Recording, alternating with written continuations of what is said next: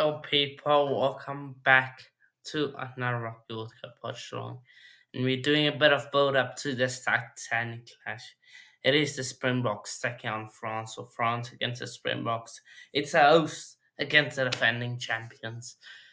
Um, I don't know which way this one is going to go, but half half an hour to go before kickoff, and going to discuss with me how both teams could could play, and just the whole match in general is the one, the only Mane. Oh, better flag. There we go. Good evening, Bud. I see that you're a combination of nervous and excited. I don't blame you, to be frank, but I'll tell you what, these quarterfinals have thrown up some absolute, surprise results. I think the Argentinian win over Wales was as wide as it was unexpected, and I think Wales will probably have themselves to blame for their inexperience. They can talk about how Jaco Piper being replaced by Carl Dixon might have affected their momentum, but at the end of the day, you've got to make sure you do as well as you possibly can, and obviously the likes of Bigger and Anscombe getting in, and of course Ireland and New Zealand was probably one of the best rugby matches I've had the privilege of seeing. Pendulum swing both ways. Ireland still showing some great fight, but in the end, I think New Zealand just had a little bit more experience and nous all around, and maybe Ireland just crumbled under the pressure. But that's two pool winners who were knocked out. And we very nearly had a third tonight, with England being pulled back to 24 all, only for Owen Farrell to effectively kick them to victory by the skin of their teeth. Now, as I said, France won their pool, and South Africa finished second. But it's a case of the cream rising to the top. And the reason why I predict to win is the very same reason why New Zealand beat Ireland. Experience and nous trumps all. And it could very well be that France might run out of steam. It could be. Of course, 4 years ago, France did lose to Wales in the quarterfinal, who we did beat in the semi-final when we won it 4 years ago. But we're going to stick on France and host, and let's go into their lineup. Of course, thanks again to Mani for preparing the banners. So yeah, let's go.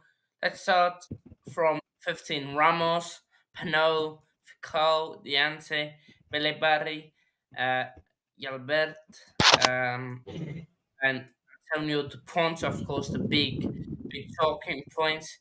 And then France pack of forwards have to deal with ours is Ballet, Mavuka, Antonio, Voke, Flamette, and Yolange, Olivino, and Aldret. Now, I think those pack of forwards are mostly the same. I don't think they have had any injuries really. Again, interesting selection or at the number 10, Jalibert, instead of who's just check the bench. Instead of Luku, I think it is. No, Luku. No, actually, France have left that the other number 10 out. They've got two number 10s which are very close to each other. Let me just until Labert, and there's someone else, but can't quite remember. But yeah, gets his name. But yeah, again, interesting selection. Dupont. I think big talking point is if he gets tackled, what's the how's he going to recover? Of course, France have said, look, if South Africa make contact to the head of Dupont, it will be a red card or yellow card. So it would be silly for them to do that. But we have seen in the past players getting injured.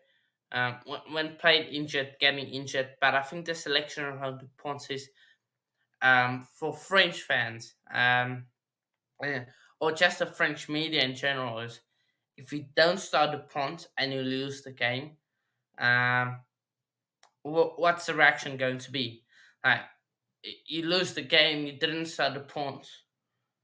The French fans, the French media will attack you for not starting the punt. That. I think that's the main reason they've put him in there, and of course he's their talisman. Um, 'cause- yeah, um, um, uh, I get to you, Wolf. On the cricket, I'll get to that in a sec. I just wanna have a look at the French bench. Now first, before that, of course, Ramos, big kick, big boot of him. They will definitely look to him to get to build scoreboard pressure. And look, that pack of forwards from France have been really good this tournament. I don't remember really any time they were dominated really. But to be fair, they did have an easy pool, and they did play against New Zealand, who first game didn't really turn up. But France have gone with a 6-2 split, I believe. A 6-2 split, while we have gone for a 5-3 split. So we'll see how that impacts the match. But 16 Borget, Vardy, Aldere, Taifuna, he's been really good when he has been needed to counter it on when he was asked to come cross to and Mafuna Flatana Mufuna. He's also played a big part in those last games where he has started, but the French side has not many weaklings. Um, um, there's lots to discuss around to see what happens with this. But like I said before, I go move on to my team, South Africa. Um, saying Wolf, of course, this is referring to the England cricket losing. England rugby narrowly escaped their loss. I'm fuming. Chris Oakes, Livingston, Curran would get out. Get Ali Stokes, Atkinson, and Willie in. To be fair, Curran was poor. Wilkes was poor. Livingston, I don't think you can blame me. It took a few wickets, but Wood also poor. Yeah, if he does jump back on, I'll make sure to let him give his thoughts um on the game. But our starting 11 now. There's been a few interesting selections. Before I get to our bench, it is Manny Lebok at number 10, Kobus Reiner starting for the first time in this year's World Cup. Well, no, oh no, sorry, he has started previously this year's World Cup, but starting in a big game. And no, and Duane Vermeulen in at number 8 ahead of what's his name? I can't remember his name now. Jasper Wisse. So interesting selection there. Centre pairing also sticking with the Allende crew, but uh, fair enough. But the main two is Labok and Kobeschreiner. Um, Usually with Faf we kick a lot more, and Reiner he can kick, but it's not on that level of Dupont, a Faf have. So it will be interesting to see what's how we play. So yeah. Um. So yeah, Labok interesting selection. If we ever look on to our bench, Pollard is on the bench. How early will he come on? The Clark is also on the bench. How early will he come on? LaRue also on the bench. I don't think they will use him unless we are it and we just need to control the game, control the tempo. I think he comes on. Um, Massive fan of LaRue, but Lamsa at this stage is just on top. Three, of course, not your natural hooker, but it is what it is. Oxenche, Vincent Koch, Sneyman, and Smith. Um, yeah, I'm happy with that. Only Kane, maybe don't want to risk. I don't know. I think it's just choice really. Because of again he can play on both sides. So yes, Neyman, good to see him there. So that means either it's a bit almost that will play the full 80. And Smith, probably going to come on for Milan, I guess.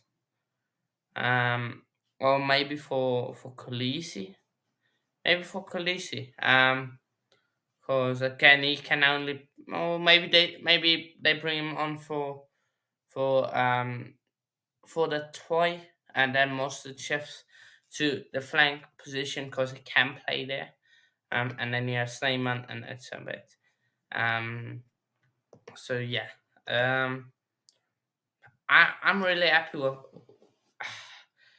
our lineup. I think it's an interesting one, which could sway both ways. Um, um, um, because it will be interesting to see just our style of play and how we do set up. France, I think they just want to control the tempo. Of course, we did play them um, less than a year ago in, I believe it was in the Stade de France. We lost 30-26. And even there was controversial try, potential double movement. I still think it was double movement, but hey, it is what it is. So yeah, um, but we we will see what that delivers. Um, as for as for France, again, I think they've got firepower in that backline. Fikal and Dante, if they need forward ball, they can have that, and they've got a lead for finisher in Pinot. I think is almost is he in the amount of tries scored in this year's Rugby World Cup. Let's just have a look, because I think if they beat us tonight, he could potentially break that record of 8 tries at a Rugby World Cup. Um, so let me just go to stats on the app. Um, so yeah, um, comments.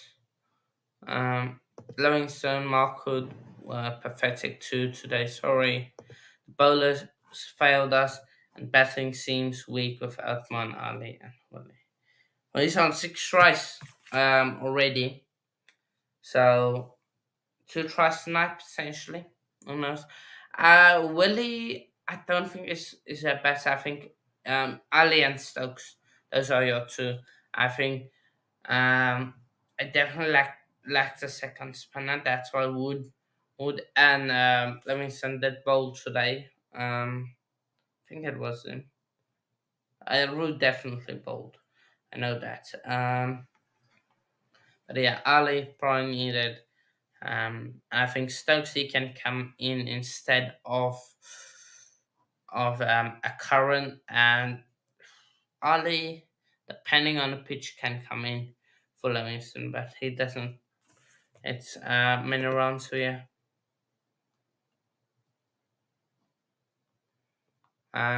So yeah, try again. Sorry about that stupid No power worries. issue. Now, I'm just taking a look at the France lineup right now, and obviously Dupont returning is a bit of a bonus with that cheek injury. But one player, of course, who should be who South Africa should look out for is the number 13, Gail Fiku. Obviously, he's been around the block for quite some time. He's earning his 85th cap tonight, and he's arguably the most capped player on the pitch right now. Of course, Ramos and Pena do have a little bit of experience at the back, and I suspect that this is more or less the same team which beat New Zealand in the first match of the tournament, the opening match. Although there might have been one or two changes, I think.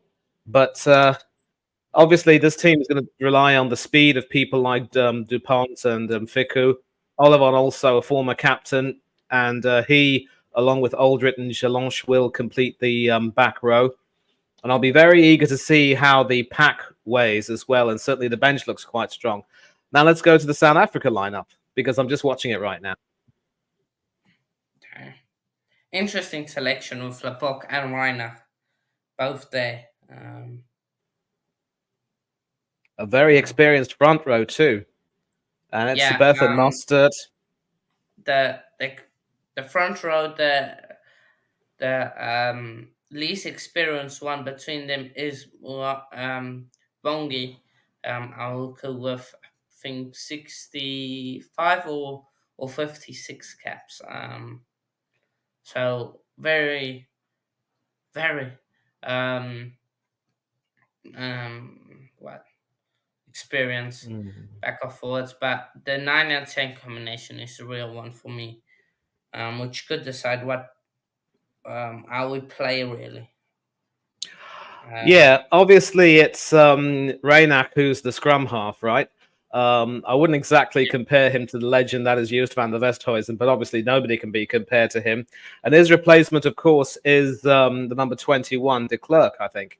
So it will be interesting, of course, with the experience they've got on the bench as well, the strength they've got on the bench. I mean, they can easily bring some people on.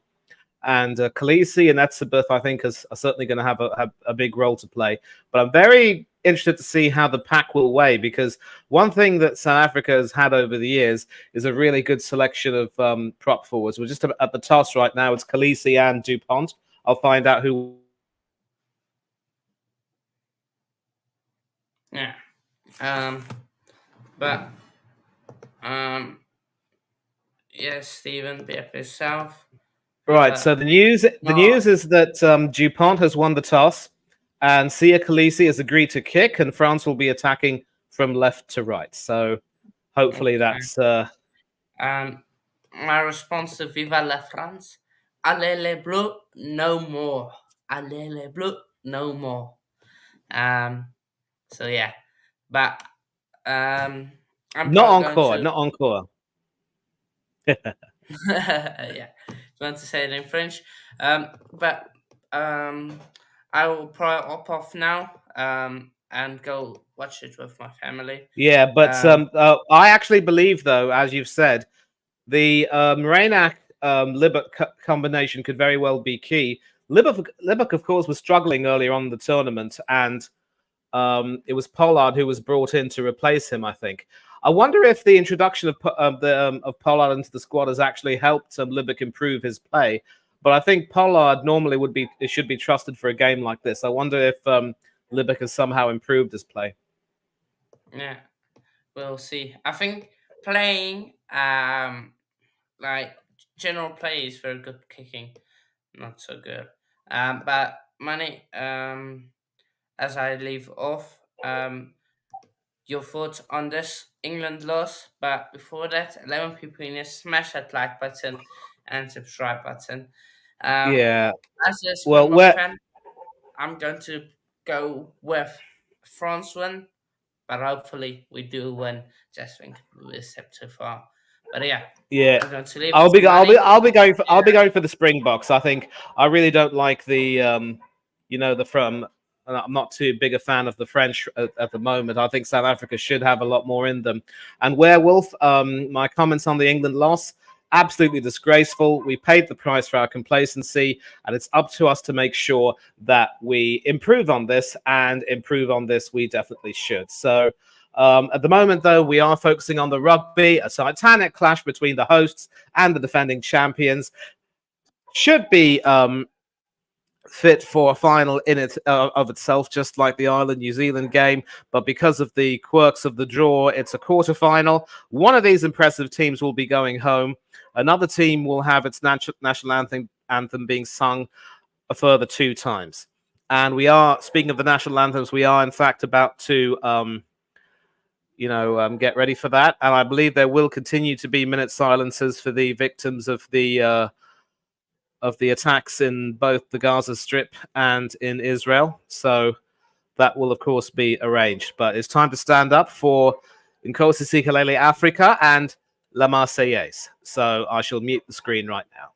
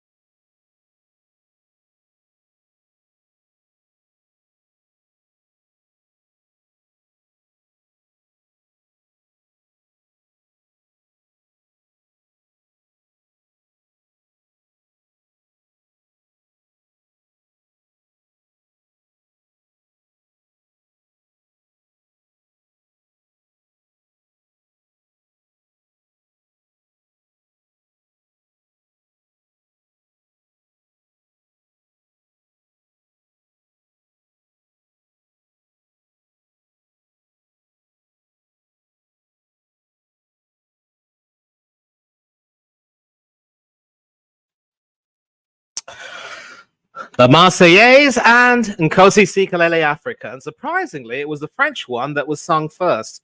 Normally, it would be the host anthem that's sung second, but let's not split hairs, shall we? Well, once again, I'm going to sort of run down the lineups for both teams today. At fullback, it is Thomas Ramos with Damien Pinard and Louis Biel-Biere, the backs alongside him. The vastly experienced Gael Ficou and Jonathan Dante will be the two centres.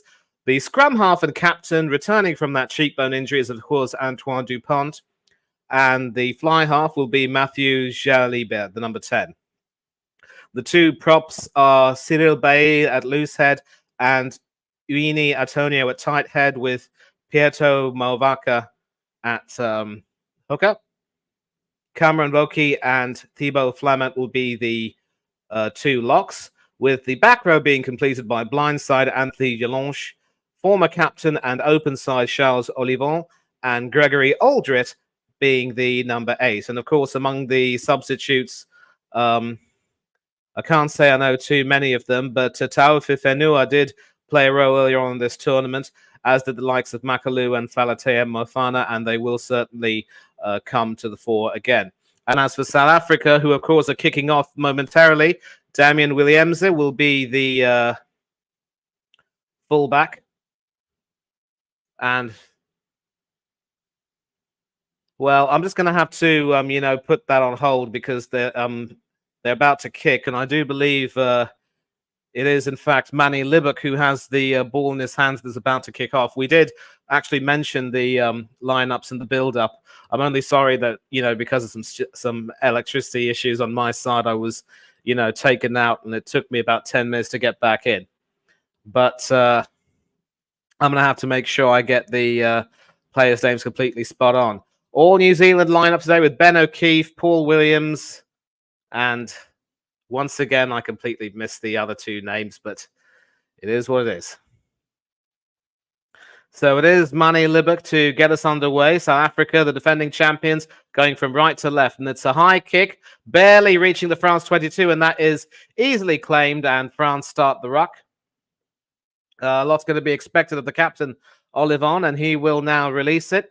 He actually, in fact, tries to sort of hook a kick, and that will be easily claimed, and South Africa can start to move forward. It is the number 14, Kurt Lee Arenze, who moves forward. And South Africa, of course, with the big, powerful Eben Etzebeth moving forward. Another high kick, and we'll see who claims this one. It is, in fact, the French number 15, Thomas Ramos, who claimed that. And a lot of shirt pulling going on, but this is one game where shirt pulling is definitely legal. Charles Olivon, the former captain, going to ground. And another hooked kick from the captain, Olivon, and that's a brilliant piece of play. And it is claimed by the French fly half, Mathieu Jalibert. The awkward bounce there very nearly doing for... And, well, we very nearly had a crossover there with another kick forward, and the awkward bounce just, deceiving everyone. It was the French number 11, Louis Biel-Biere, who thought he touched over, but Arenze coming back in the nick of time to say, not tonight, Bert. You're going to have to do better than that. And certainly, using his big left hand to take the ball away, and Biel-Biere thinking that he was able to get the better of it. I wonder if... well,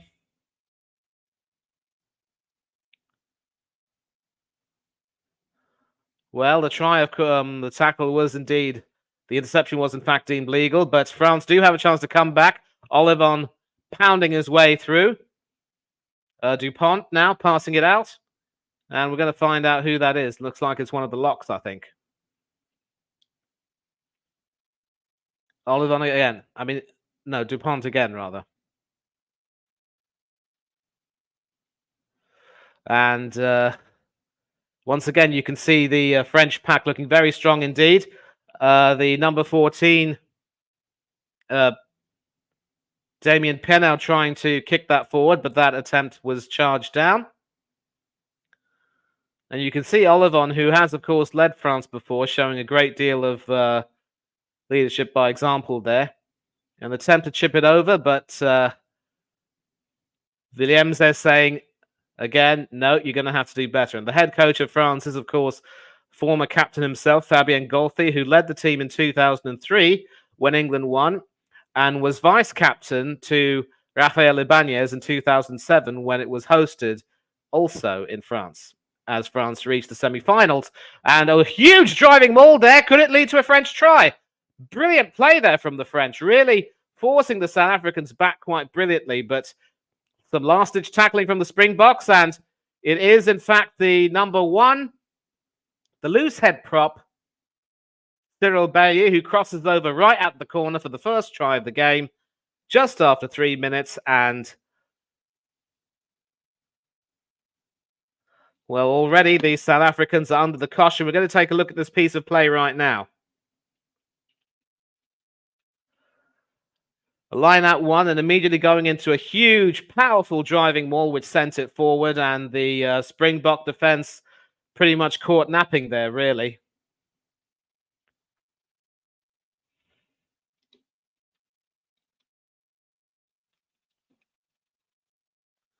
And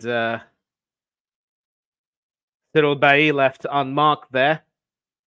And he crosses over for the first try of the game with barely 4 minutes on the clock. Going to take a look at a few more comments over there. I try to be. Thank you. I'm not a patriot, mate. I'm just respectful of the anthem. Allez les Bleus no more, but at the moment, les Bleus are allaying just fine. And it is, in fact, Thomas Ramos, the fullback, who has the chance to extend the lead by 2. It's from well outside, and does he get it over? No, it isn't.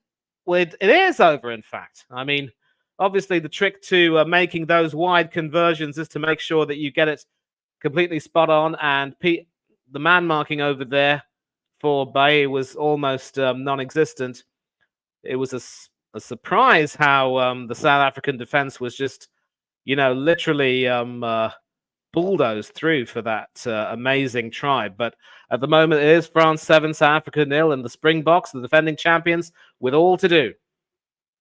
Another high kick from Libbok, easily claimed, and France are going to try and move well forward with this. I want to make sure I get the name of the player right, but I do recognize that player, the number 9, Dupont, the returning French captain. And it is, of course, a kick which will be sent forward in the hope that that might be fumbled, but that is easily claimed by the number 11, and we're going to find out who the number 11 is. It is, in fact, Cheslin Colby, the back. But France win it back, and a possibility of a second try here. This has been some pretty poor ball handling from South Africa, but also France have just looked exceptionally quick. That looked a forward pass to me. Ramos to Fiku. Does Fiku cross over? No, he doesn't, but they're so close to the South African goal line, and a second try can only just be inevitable. Gregory Aldrich, the number 8. The number 12, the other centre. Dante. Certainly not quite dainty with his runs. A brilliant interception, though, from the vastly experienced Eben Etzebeth, and South Africa win their ball back. And that is an example of how anything France can do, South Africa need to do better in order to get back into this game. And it is, in fact, Reynak who now has the unenviable task of trying to release balls from the ruck and try and get South Africa out of danger. And his replacement, of course, will be the number 21, Francois de Klerk, or Faf de Klerk, as he is very well known. And Henry Pollard is on the bench. And I just wonder, with de Klerk and Pollard on the bench in favor of Reynak and Libbok, whether the South Africa coach, Razzie Erasmus, has missed a trick in not getting that level of experience. But, of course, South Africa eventually were able to clear their lines. Etzebeth saving his team from going 2 tries down very early in the game. But France are all over the Springboks right now. Easily won by the French, the line out. And another attempted dummy there, but the defense was up to it. Khaleesi there getting involved.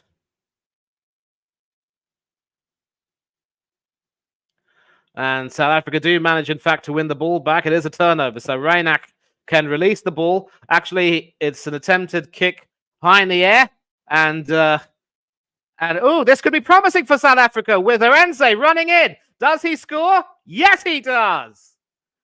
And just when you thought that it would be safe to put France's name in the semi-final, the Springboks fight back. This is why they are world champions, people. Defending world champions, that is. Kurt Lee Arendse, no relation, of course, to former Bafana goalkeeper Andre Arendse, who earned over 60 caps for his nation and played at the 2002 World Cup. Should have been first choice in 1998, but for injury. But some good work there by Etzebeth, who tipped it forward, and Arendse was the first to retrieve that. He pretty much left Ramos in his wake. And you can see there that the big number 4, the experienced number 4, his country's most capped player, has so far been very pivotal in South Africa's recovery. The intervention, now the tip forward, Arendse running onto that and saying thank you very much indeed.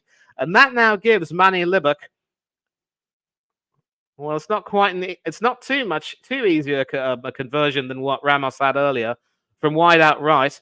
His kicking wasn't the best earlier in the tournament, as I mentioned to Hanno, and it was after Pollard came in that he started to improve his game. But a lot of pressure on this young man now. Doesn't get any bigger than a World Cup quarter-final when you're defending your title against the hosts. And the shot clock is, in fact, ticking away. Coming up to 10 seconds. 9, 8, 7, 6. And the pressure has told, and I do believe he has, in fact, got it through. Very similar to Ramos's conversion earlier on. It was going wide, but a little bit of that curl just took it in.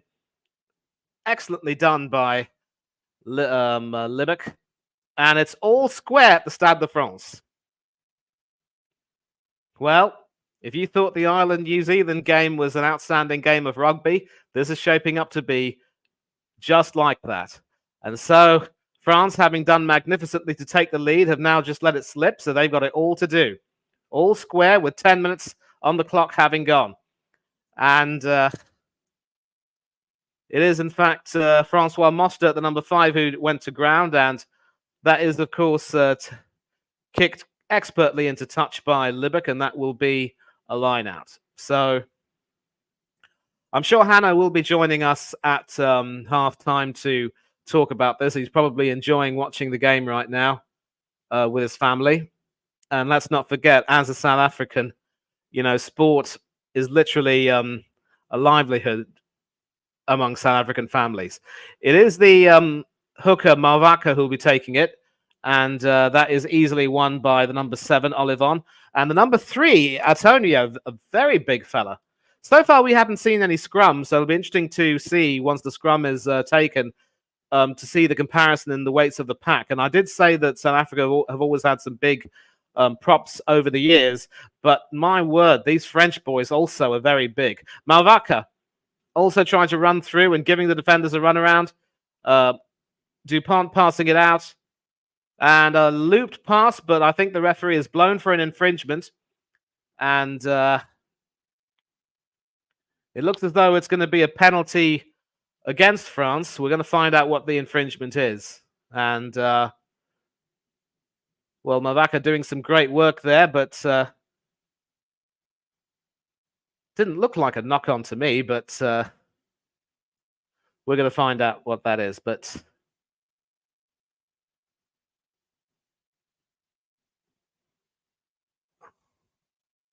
yes, it is, in fact, a South African scrum. So we're going to take a look at the pack weights right now. And this fella, Uini Antonio, certainly looks a very big fella, and he will certainly add some bulk to the scrum. So it is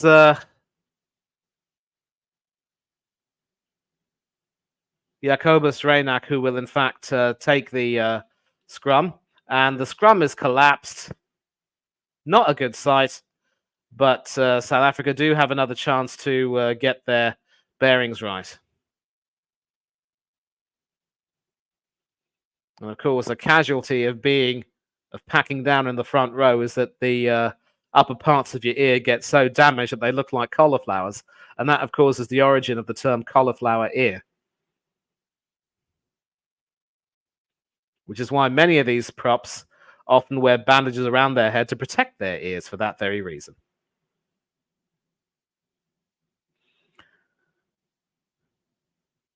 So Raynak once again with the responsibility of conducting the scrum. And this time it's not collapsed. It goes through almost effortlessly enough.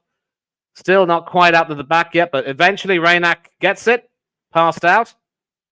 And that will be kicked high. Does that go into touch? Yes, it does, just at the halfway line. So some good work there from South Africa clearing their lines, and we will find out who that was. It looked as though it was the number 12, Damien Dalende, who did that. And it's not Erasmus. In fact, he actually coached the team in the last World Cup. This is Jacques Nienaber who is coaching South Africa. So once again, apologies for another Freudian slip.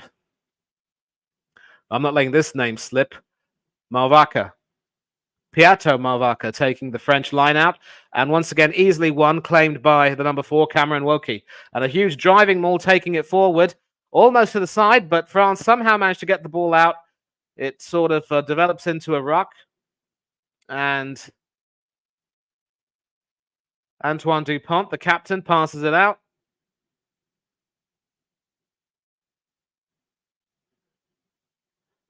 And it's a penalty against South Africa, I think, for coming in at the side. We'll find out what the infringement is. We'll confirm that, rather. Yep, in at the side. I'm improving myself when it comes to reading the referee's signals. And so it's Thomas Ramos who has the ball. And he will now be expected to try and kick it into touch. Will he try and go as far as the 5-yard line, or will he be satisfied with the South Africa 22?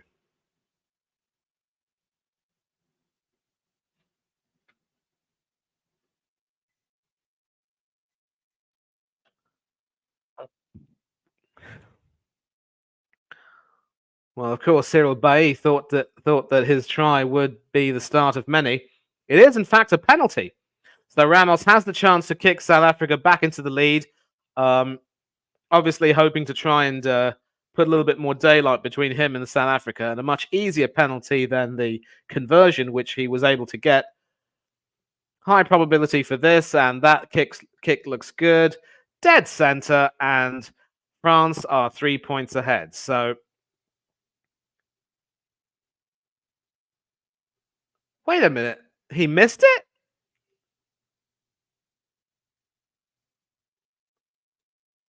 Looks like it hit the post.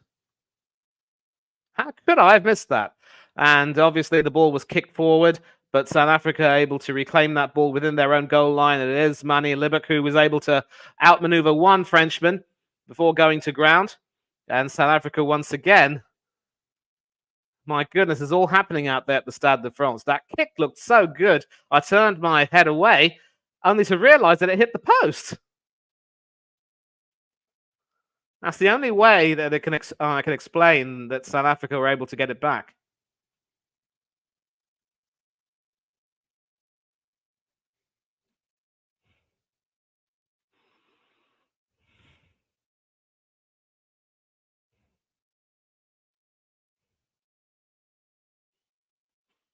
And of course, a nice comment here from the BBC online commentary stating that France's props are able to, move from side to side well, almost like centres. And certainly one of the best French props I had the pleasure of seeing was a certain... Yep, it did in fact hit the post and not quite go over, so that is not counted. And there's a South African line-out right now. It is the number 2... Bonabi, who was able to take that. And this could be promising, a South African attack. And very nearly lost that ball, but South Africa were able to get it back. Raynak passes it out. It is Libbok who tries a nice looping kick, hoping to deceive the Frenchman, but and it is in fact lost. So the number 12, Creel, is able to move forward. Can he cross over? No, just stop. But South Africa looking really good now.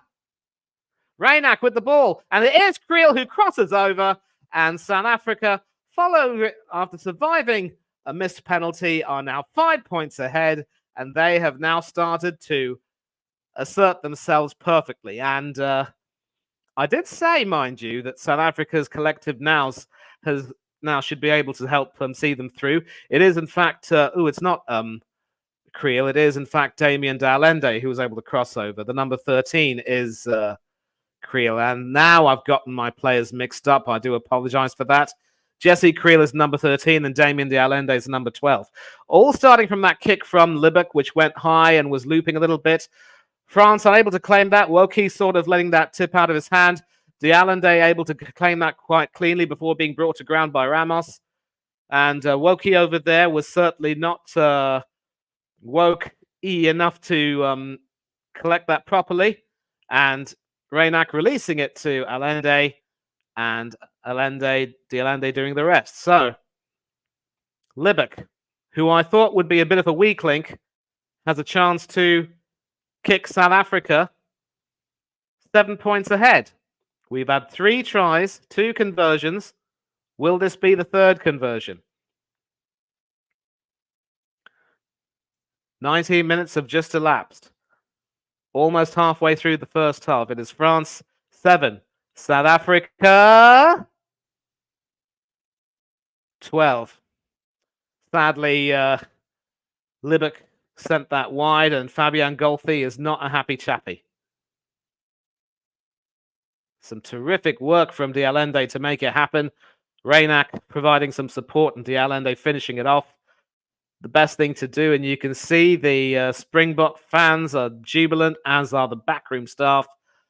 But the half is only halfway over. And it is Vermeulen, Dwayne Vermeulen, who collects that quite well, and it's a South African ruck. And South Africa once again have a chance to try to move forward, but instead Libek opts to kick it quite high, and it's a bit of a risk because it's not quite at the halfway line, and France claim that perfectly. And they're waiting for Dupont to come in. Instead, it is the number 12, Dante, who released that. But now Antoine Dupont's in the picture, and it is the number 1, the try scorer Bay, who moved forward. It's continuing through Ramos, sending it out to, I think that was Olivon. We are into phase 5 now. Actually, Olivon wasn't there, my bad. But some really quick passing, and it's lost, but regained by France. And it's blink and you miss it stuff over here at the Stade de France. Just when you think France might have lost it, they win it back. And this could be promising. This time Dupont brought to ground, but it is with Ramos now, who can move around well. The fullback also a pretty capable try scorer. But and Khaleesi getting into the picture over there, trying to reclaim that. The South African captain and his French counterpart starting a little bit of a ruck there. Malvaka, the French hooker, is able to get that out and try and move forward into phase 10 now. And is that a turnover for South Africa? No, it isn't. But and France have crossed over. And this time it is the hooker, Malvaka, who brings the hosts level with the defending champions. End-to-end stuff right now. Piato Malvaka, who's won his lineup so far. And South Africa caught napping once again. So it is Jonathan Dante who was able to, do a lot of work there with the running and the tackling. And a quick chip there from the penalty awarded, which sent France forward and sent Malvaka on his way. And that has been a really useful piece of play throughout this tournament, with many teams and players using that to try to get ahead. So it is Ramos once again with the chance to kick France ahead by 2 points. He missed a penalty earlier on, which kept the scores level.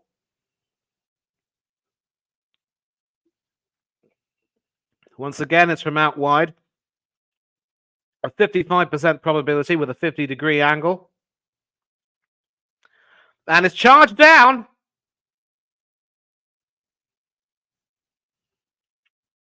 Cheslin Colby there, sort of charging in and stopping that from taking place.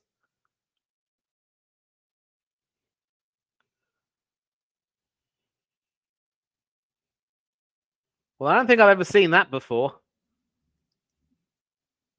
But Cheslin Colby there, preventing Thomas Ramos from kicking France into the lead. Pretty enterprising piece of play, that. And so South Africa kick off again with Libek's boot finding Olivon, and he claims it and goes to ground.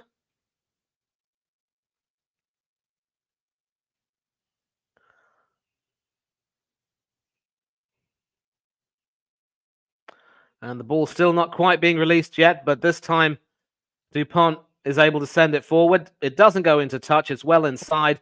And it is Libek who claims that and tries to move the ball forward. And some really good work from South Africa. Jesse Creel, the number 13, released by Reynak to Etzebeth. Dialende, the second try scorer. It was Arenze who was the first. And Ramos doing some good work to claim that ball.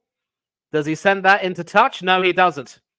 It is an awkward bouncing ball, but Williams is able to get that easily enough, and he ends up kicking that into touch at the halfway line. We are coming up to 25 minutes in the first half, actually 24 minutes and 30 seconds, and the score is still deadlocked at 12 points apiece.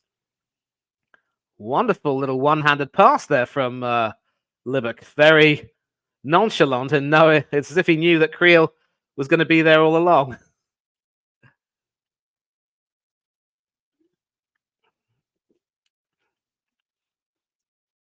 And I think because this was more of a defensive kick into touch, it will be a French line out. France have had 61% of the possession, but and that line out was barely won by France. And Olivon is able to claim the ball and go to ground. Eventually, he releases it. It is Cyril Bay, the first try scorer, and more people coming in. Dupont releases it out to the number 8, Aldrit, Gregory Aldrit. Dupont again, this time to Antonio, the big tight head prop. Not quite like Phil Vickery, but France lose the ball, and South Africa can certainly start an attack going forward. An excellent chip kick forward, and Cheslin Colby claims it and crosses over for a brilliant try, and South Africa are 5 points ahead once again. This is absolutely brilliant stuff. And Hanno, I know that you're watching on the telly. I know you predicted that France would win, but your Springboks are proving right now why they are still the defending champions. And I think so far so good, my predictions are coming true. Mercifully, I predicted Wales and Ireland to win their games. Shows how much I know. A brilliant little kick forward there, sort of along the ground. The awkward bounce, deceiving everyone. Colby the first to react to that and claim that perfectly. A little skip over, touchdown, and the Springboks are 5 points to the good. Will they be 7 points to the good? I'll get to your comments in a minute after this conversion attempt from Manny Libek. So both Libek and Ramos have missed a conversion each. The try count is 3-2 in favor of South Africa.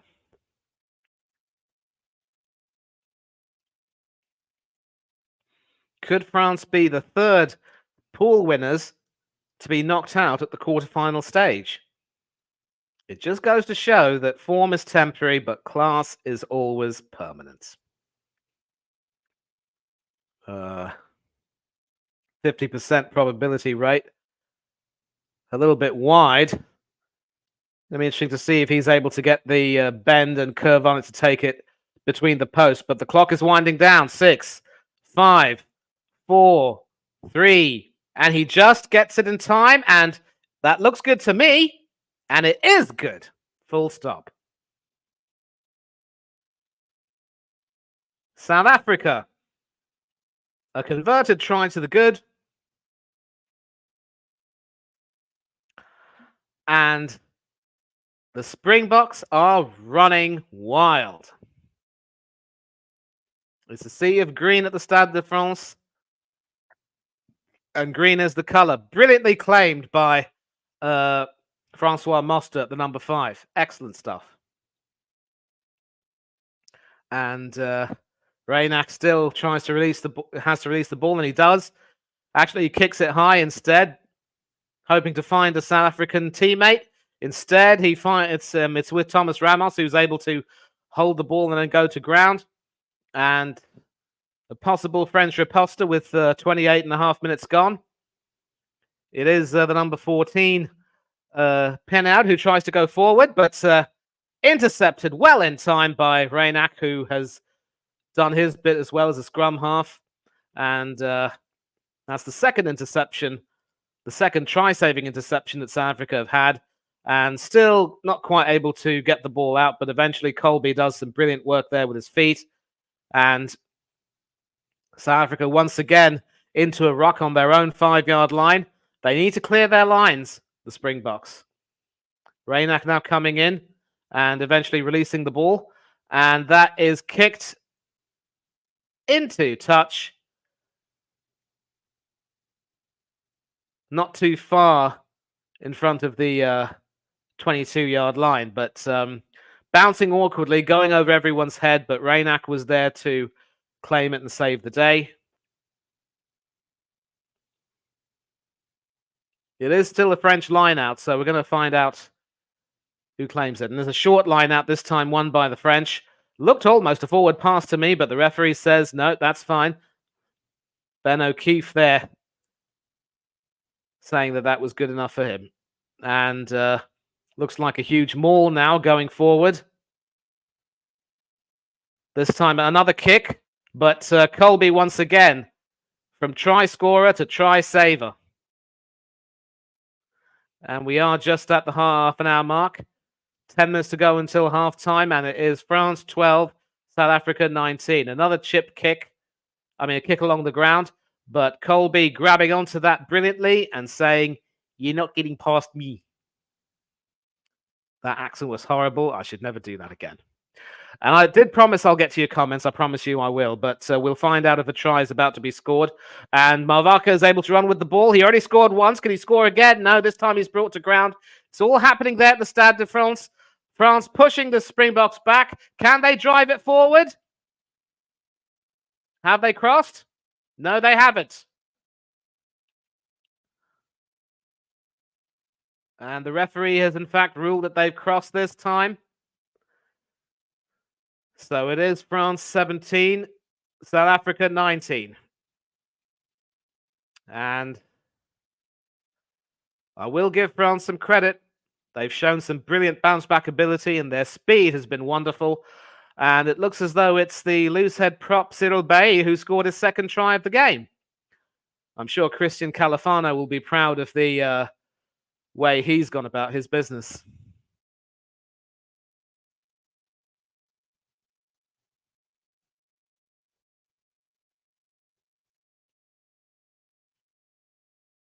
He probably touched, it looks as though he might have touched down before the line, but was able to get it beyond. Well, it was ruled that it was a try anyway, so at least now that it's a little bit closer to the center, Ramos should have an easier conversion. And he does indeed. Dead straight, a chance to kick his team level with 32 minutes about to elapse. Dead center. And France and South Africa are deadlocked once again. It's all happening out there at the Stade de France. And it's Mavaka who's made it happen. And it's amazing to see how France's front row forwards, in addition to being exceptionally strong, have the ability to move the ball magnificently. And as I said, Christian Califano was one of the pioneers in that art. So, France went ahead. South Africa came back. South Africa went ahead. France came back. South Africa went ahead again, and France have come back again. Will there be another try scored before half time? I think if either team is able to score a try before the half time and go in ahead, it will certainly be a huge, huge momentum boost. But Cheslin Kolbe reclaiming the ball, a few trademark skips, and he goes to the halfway line quite brilliantly. It is Stephen Kitchoff, the loosehead prop, who goes to ground. And Libak now tries a high kick. France have claimed their kicks well, but this time it's a South African who claims it. Looks as though it was Dwayne Vermeulen who claimed that. And now it is Kitchoff once again who goes to ground quite brilliantly. Interception there, but some great work from Libak, who was able to kick it forward. This time, though, Ramos snaps it up and the turnover is complete. But Dupont is brought to ground, and the referee has no hesitation in calling a penalty against South Africa, and we're going to find out what the infringement is. Libak over there very nearly making it happen for his team once again, but yeah, you can see Reynak trying to pass it out, but effectively impeded. That's what we would call a sack in American football for all our American friends who might be joining in to watch this stream and possibly watch it on the telly.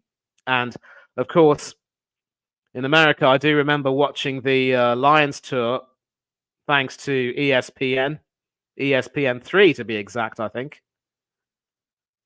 Damien Dialende there making a few signals. So it is, in fact, a French scrum, and Antoine Dupont will have his chance to lead it out. But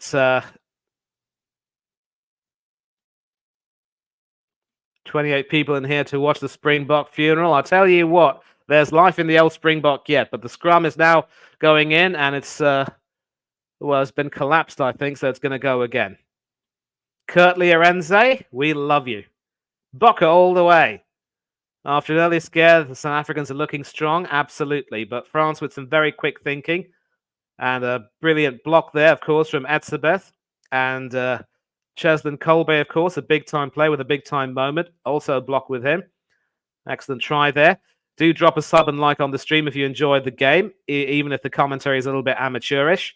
Best winger in the world is Kolbe, according to Hanno. I've seen some good wingers myself, but I agree Kolbe is right up there. That skip he's got is really a game changer, it has to be said. But it's still the France scrum, and it is Dupont once again who will lead it. And once again, the scrum is broken down. Still haven't quite been able to find out the pack weight comparison.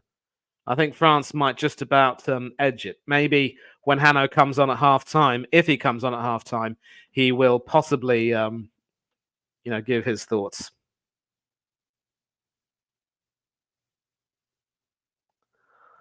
Certainly the French have looked to be a very sharper, hungrier, and much younger, more inexperienced team, and they've definitely shown some quick thinking.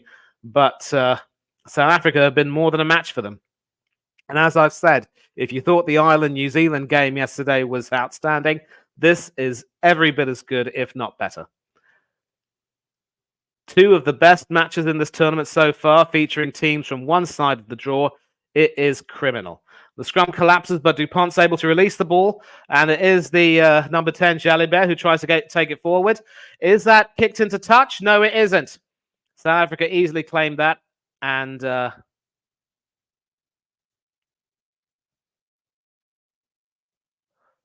apparently a penalty has been called, I think.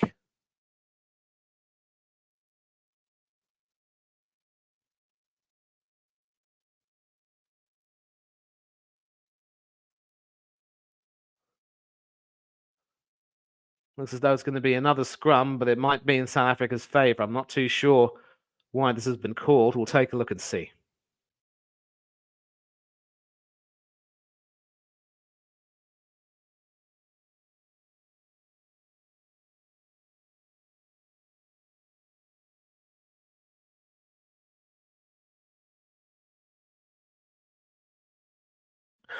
Yeah, well, it is a South African scrum, and I think the signal was for holding on. So it's a penalty against France. And although we are deep into the South African half, it will be Cobus Reinach's chance to conduct the scrum and try and send it out. And we are only 2.5 minutes away from the end of the first half right now. So the scrum goes in. The ball goes in for the scrum, rather. And eventually it's released. And another kick forward. And this time, oh, a slip over there from, I think that was Jesse Creel. And I think a penalty has been called anyway. Well, play's been brought back to the scrum circle. I just wonder what's going on there. And it is a penalty against France for collapsing the scrum. And you never want to see a scrum getting collapsed like that. Obviously, the ball was released in just not too long afterwards, but the referee was not having any of that, and he called play back. So Libak has the chance, left-footed, to kick that into touch, and he does so. Well, he doesn't kick that into touch because it's claimed just at the touch line, but instead it's kicked back into play. And this time Reinach has the chance to kick that into touch at the halfway line, and he does so. And that is the end of that piece of play. It's not the end of the first half yet. There's still 1.5 minutes left. Obviously, either team would have been looking to secure a try, but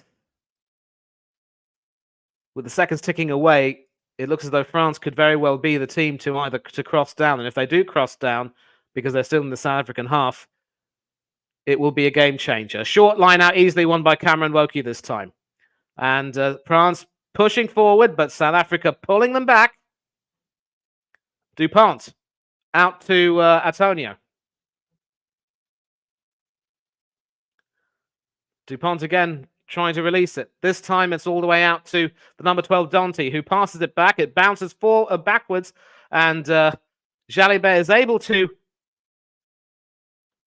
Well, he tried to pass it, and it was almost intercepted, but the referees pulled that play back, and we're going to find out what the issue is.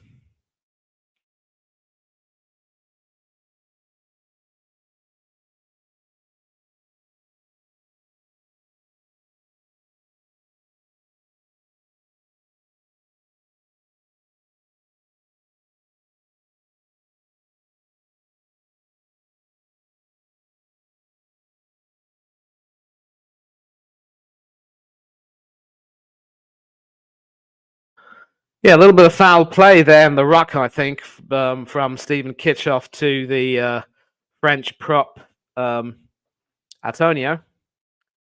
And the clock has, in fact, stopped for this player, this injury to be treated. Has it been sent to the TMO? Could we see a yellow card here? The referee is speaking to Sia Khaleesi right now. Yep, it has been, in fact, sent to the TMO, and we could possibly see a sin bin with 30 seconds to go before half-time. Not the best time to lose a man. Not that it's affected New Zealand very much in the scheme of things yesterday, but still.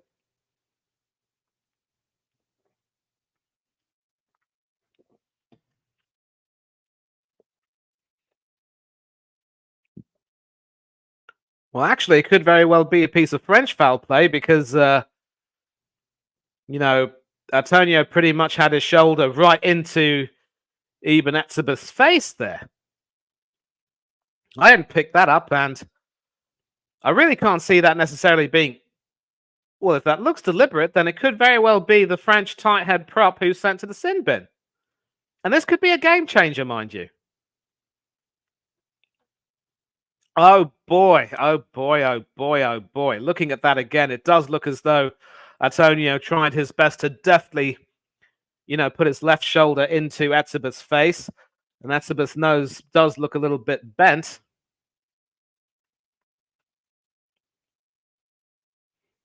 I'm sure Hanno will be thinking that should have been... well,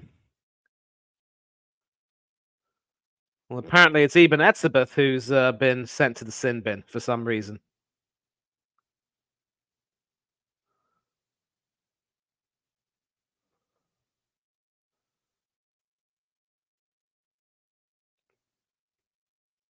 I mean, his face was pretty much in the way of Antonio's shoulder. And what's even worse is that not only has it been sent to the sin bin, the card has been under review, which it means it could be upgraded into a red. And so with 20 seconds to go, Thomas Ramos has the chance to kick South Africa ahead by 3. Now, if Hanno comes on at halftime, I'm sure he's going to explain what he thinks about that call. For me, it looked as though Antonio pretty much leaned his left shoulder into Etzebeth's face.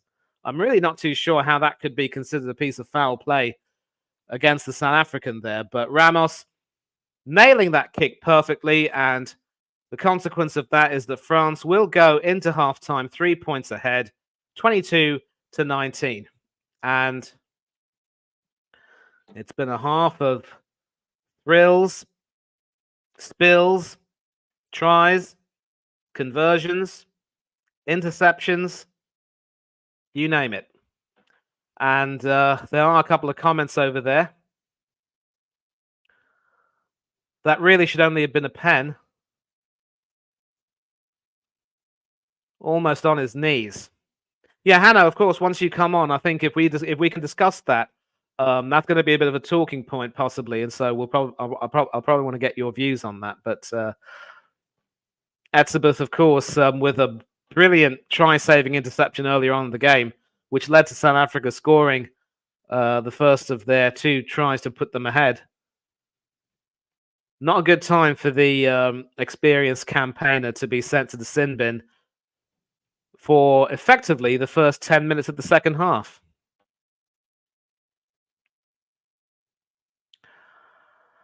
But at the moment, here's the story. France 22, South Africa 19. And just when we thought South Africa had done magnificently to get the measure of their French counterparts, they find themselves 3 points behind.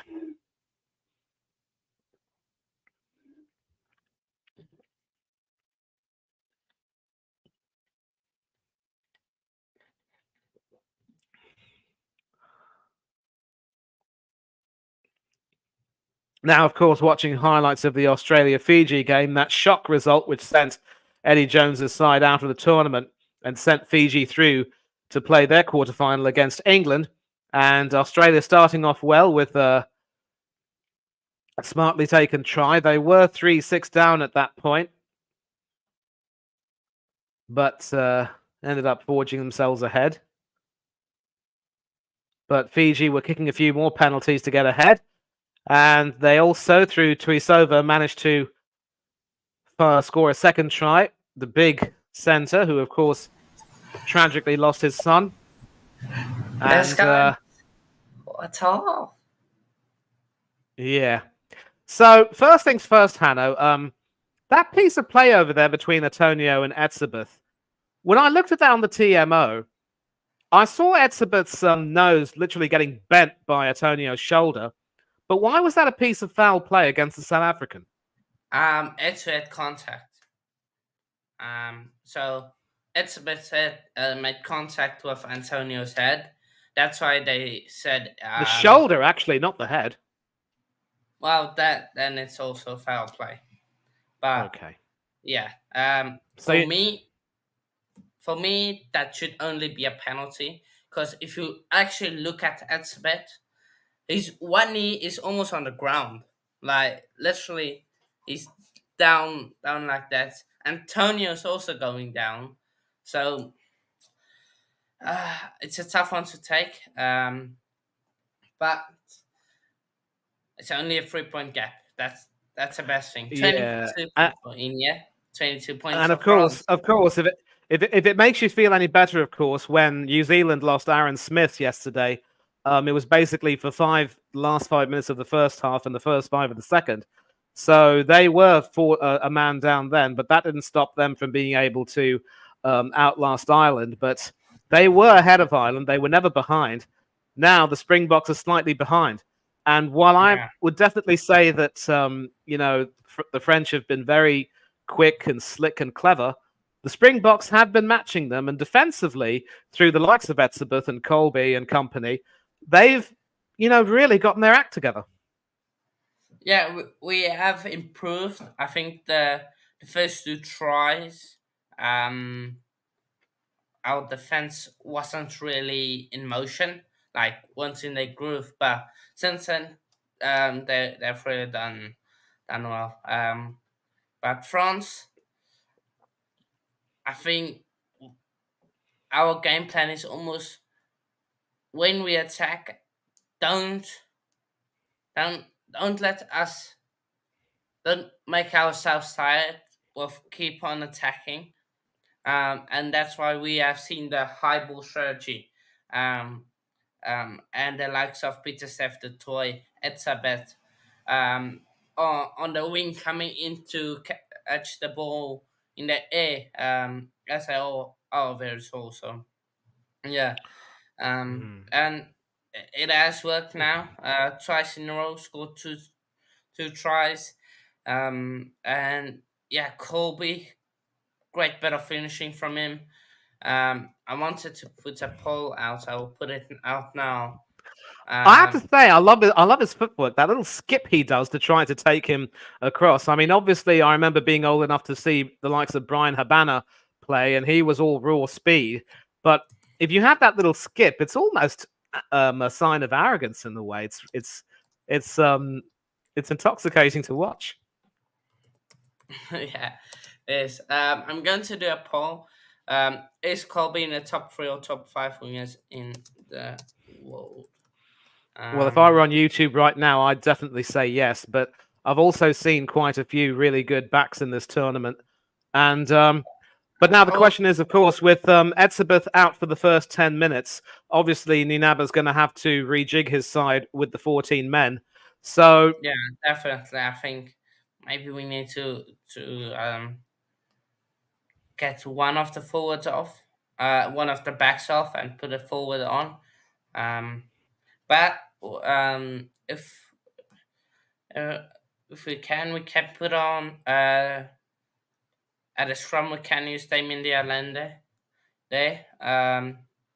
So we can use him. And Peter Steph that can play as a lock.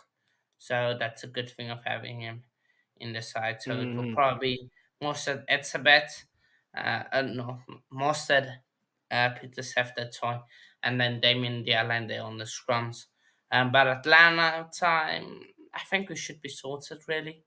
Mostert, the toy, and Vermeulen can both Yeah, contest. Vermeulen's quite a big bloke, isn't he? I think he could also be shunted into the second row if you choose. Yeah. But it's been a scintillating half, that's for sure. Three tries in one half. Well, no, sorry, six tries in one half. Can't ask for anything better, really. Yeah. I keep saying if the Ireland New Zealand game was outstanding, this is also, right up there. And it's just a tragedy, really, that the two best games I've seen have all involved teams from one side of the draw. Of course, for what it's worth, New Zealand do have a chance to qualify for another World Cup final a lot slightly easier by playing Argentina, who have proven that they're no mugs themselves after the way they beat Wales. But still, it's tragic for the likes of Ireland to be going out at this stage. And if the tournament loses the defending champions also at this stage, in addition to the number one team, it would really be tragic. But I think, don't get me wrong, France would be good value, but I do really like this South African team. It might not be quite as strong as when you won it 4 years ago, but you still have a strong core from that tournament, yes? Yeah, we definitely do. And look, I think if we win this game, we should beat England.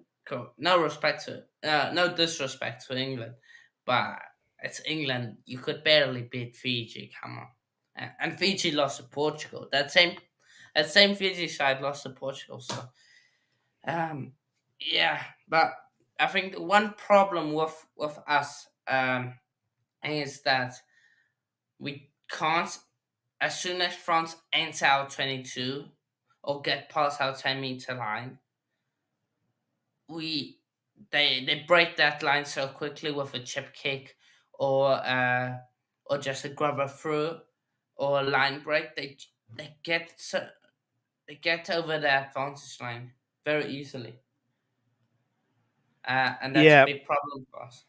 Um, but look, we are forcing them into set piece contests. As you saw, they with the free kick claim by Willemse, and then he opted for Schramm. So I think the forwards now they've got the dominance. It's just on defense we need to improve. Um, and that's probably my biggest reason.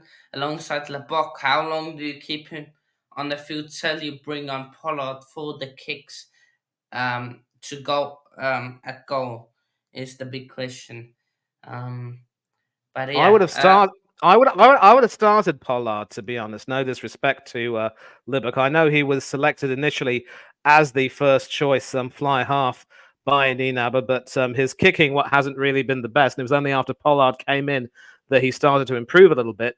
But I wonder if that lack of experience in those pivotal areas, scrum half and fly half, is hurting you. Not that Reinach's had a bad game, far from it. He's looked really good, but maybe someone like Faf de Klerk would also, come in and rise to the occasion, perhaps.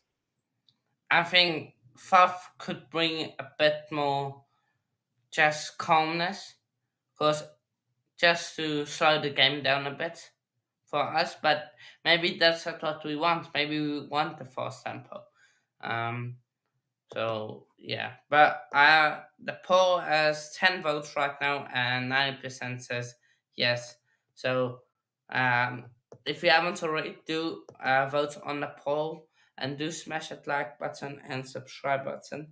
Um, yeah, it's entertaining second half. Money prediction change potentially from you. Still back in South Africa.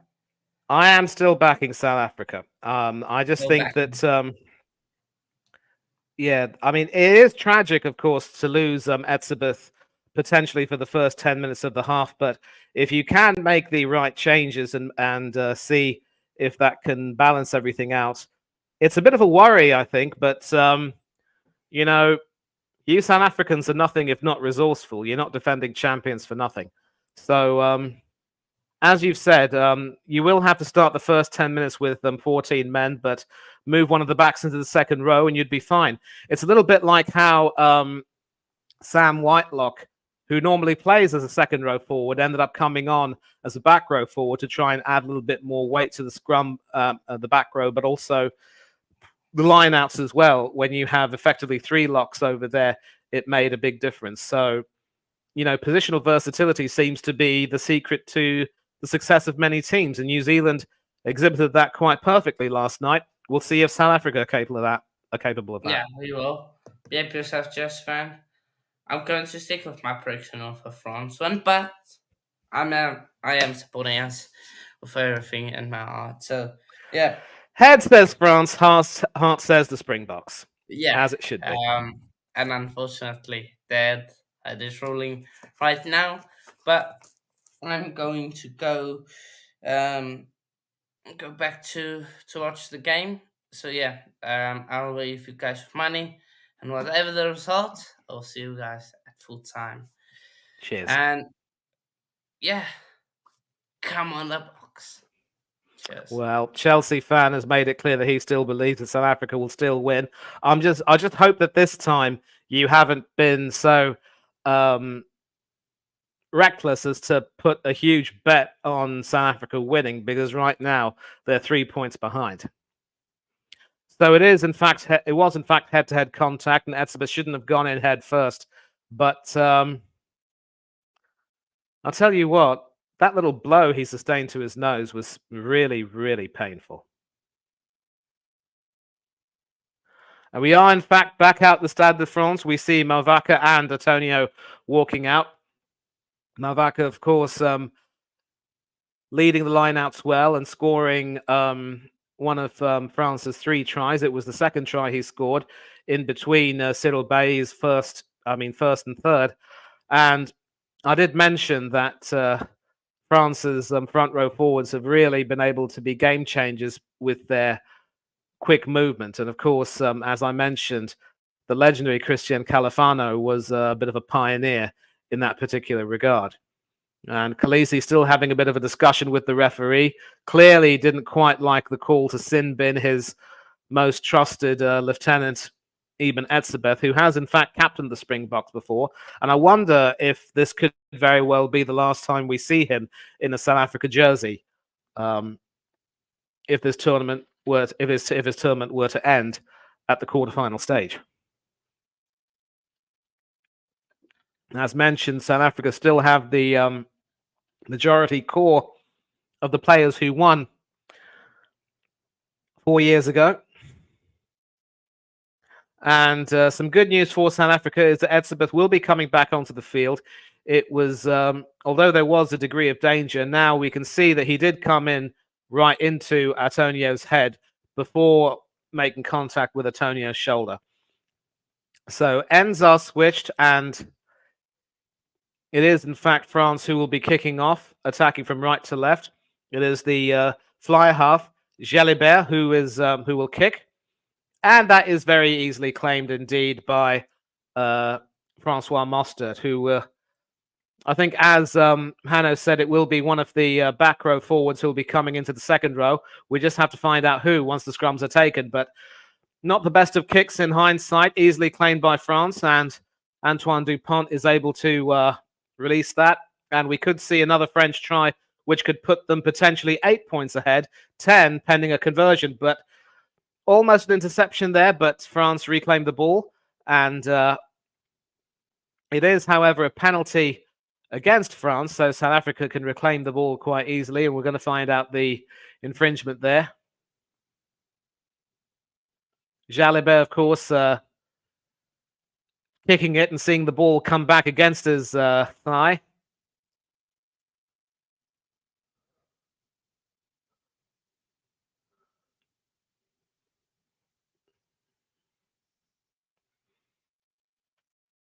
So it is, in fact, a South Africa scrum with Reinach to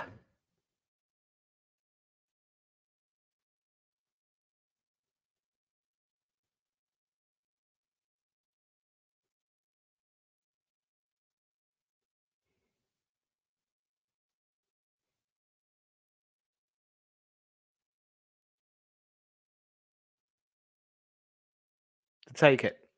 And no collapsing of the scrum this time. It's staying upright. And the scrum collapses, but Khaleesi gets the ball. It is with Kolbe, who kicks it high. Does that go into touch? Not quite. Actually, it does. A good piece of play there from South Africa, and they needed that because it's going to be another 7 minutes before Etzebeth will be back onto the field. And South Africa have had to make do with their makeshift lineup. As mentioned, with Etzebeth having gone, it would probably be either Dutoit or Vermeulen to come into the second row. And Mavaka it is who will be taking the line out. Easily claimed. And Dupont has the ball and he spins around. Kick forward, but that should very easily be claimed by a South African, and it is. And it is Williamse who claims that and goes to ground. We have a South African ruck. Is it a turnover, though? Yes, it is a turnover. And France reclaimed the ball. And it is Bailly who scored 2 of France's 3 tries. Mavaka who scored the 3rd. Ramos going forward, brought to ground. Mavaka again, releasing it. Jalibert. And it is Gail Fiku, the experienced centre, bursting forward. On the former captain. A brilliant dummy sold over there. And Jonathan Dante going forward. Dupont passing it all the way out. But that is dropped and reclaimed eventually. But, well, that is in fact ruled to be a knock-on. So that ends that French attack right now. And certainly the knock-ons are what could very well be what bring France down. And this passage of play will be interesting because with a man advantage, France should find it easier to score. But so far, South Africa have managed to weather the storm quite well. And it is, in fact, considered to be a knock-on. So South Africa have a chance to clear their lines, courtesy of another scrum.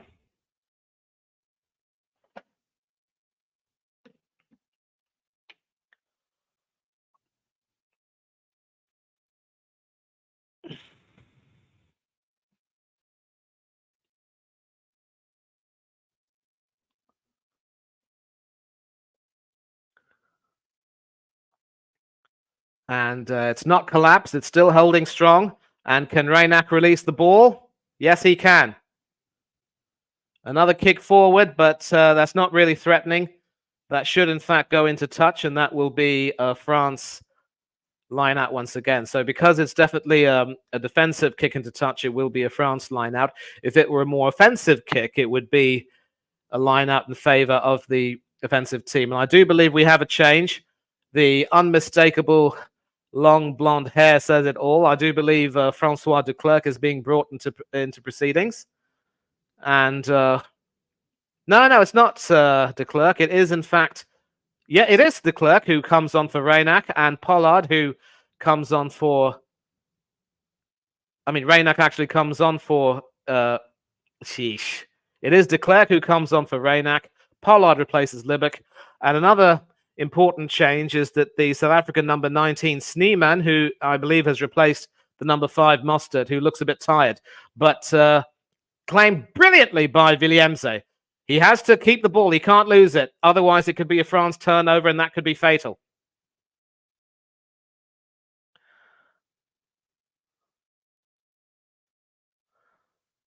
Francois de Klerk with his trademark hair, and that is, in fact, a turnover.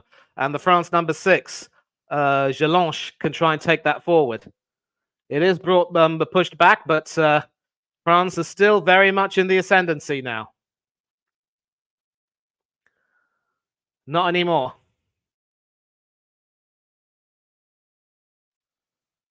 Well,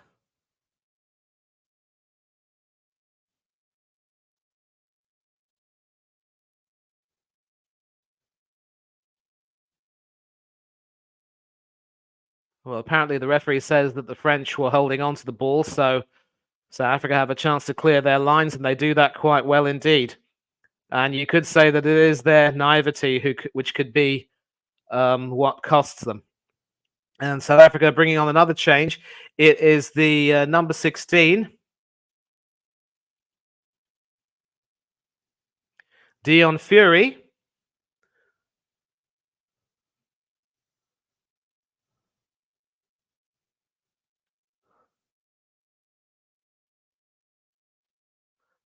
And crucially for South Africa, the captain, Siya Kolisi, has also gone off. So we're going to confirm a line out there, which was just eventually reclaimed by South Africa. It's all happening out there at the Stade de France. A lot of, I wonder if the substitutions have pretty much upset the rhythm of the Springboks. But at the moment, Kitchoff is going forward. And that is Francois de Klerk, or Faf de Klerk. And is that a knock-on? No, it's not. Yes, it is.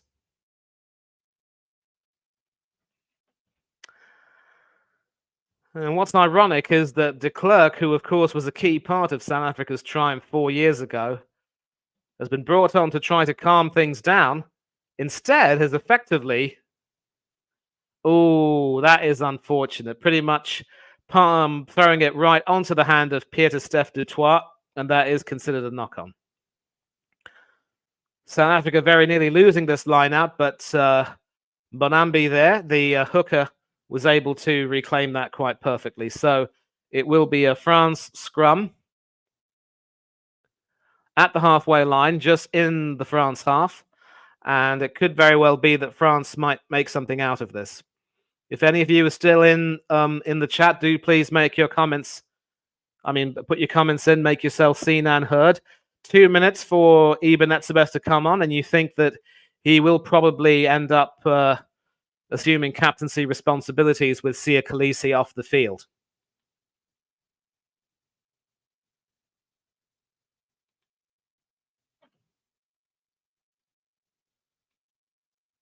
But Olive on there has a chance to run through. Terrific passing between him and Malvaka. Dupont. Out to Fiku. And this is great stuff with Thomas Ramos trying to take it forward. And It was, in fact, Biel Biere who also contributed to that. But it's a turnover now, and South Africa can clear their lines. Or can they? Nope. Just beyond the halfway line, claimed by the French. And it is Jalibert who tries to weave his way through the South African defense and does so quite effectively. And they pick up from where he left off. Dupont trying to release the ball, and he does. And Mavaka's all alone on the wing, but another brilliant one-handed pass, which gets it to Penard. Dupont releases it again. Jalibert again. And it's the number 6, Jalonche. But it escapes the French, and South Africa reclaim it. So another turnover. And 25 seconds now before Etzebeth can come back onto the field. And the brilliance of this for South Africa is that they've weathered the storm, and South Africa can now come back to 15 men on the field. So with Etzebeth back, there could possibly be some changes. And I want to make sure that I confirm a few of these substitutions. It is, in fact, Fury who came on for the captain, Khaleesi, possibly to prepare for Etzebeth to come back into the team. Fury is, of course, normally a backup hooker. It might still be Bonambi who's taking the line out, but Etzebeth is back. And a lot of responsibility will be on his shoulders. The most capped player in the the South African team. He's captained the Springboks on quite a few occasions before Khaleesi was given the armband permanently. Coming up to... the clock's now stopped for some injury treatment there. A bit of a nosebleed for one of the South Africans. Thea Khaleesi off the field.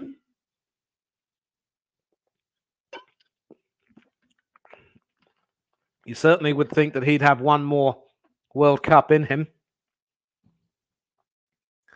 The inspirational figure behind the Springbok success 4 years ago.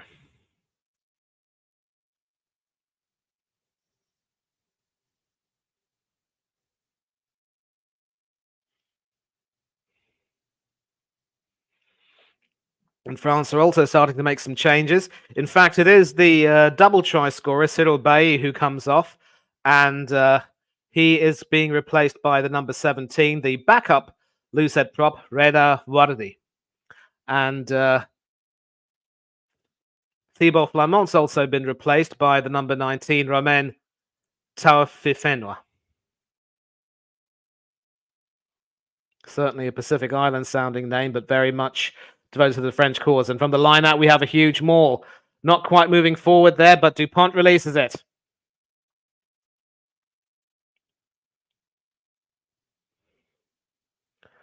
And I don't know if that could be considered a knock-on, but France have it back. And it is the French number 8, Gregory Aldrit, who tries to burst forward. Brought to ground. Dupont out to Jalonche. And Mavaka there, who scored France's second try, trying to come right in. Dupont out to Jalonche again. Phase 5 already. And it is Reda Wardi, certainly of North African descent, who tries to bulldoze his way in. And is that a French turnover? No, it isn't. Well, it is, in fact, a French penalty for a deliberate knock-on from South Africa. So France have a chance to possibly kick themselves to 6 points ahead. Stephen Kitchoff over there has had a pretty bruising game so far in the front row. And we've got more changes coming in, 17, 20, and 23. It is Ox Nche, Quagga Smith, and Willie Leroux. Leroux replacing Williamze. And we'll see who Smith replaces. It could be either one of Dutoit or Vermeulen.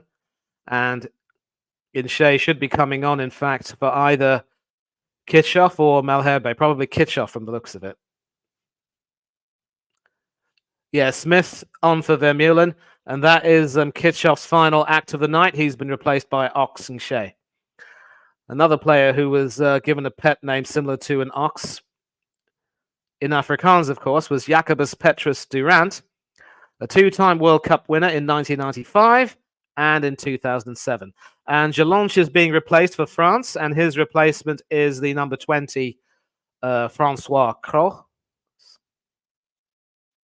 Cros, I think, is how you'd pronounce it. I hope I got the French pronunciation right.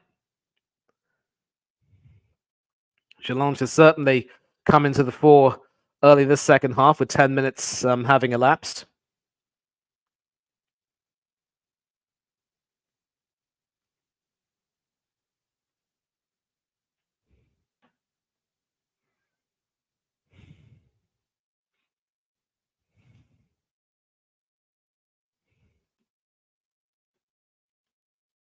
Yep, keep hitting the like button.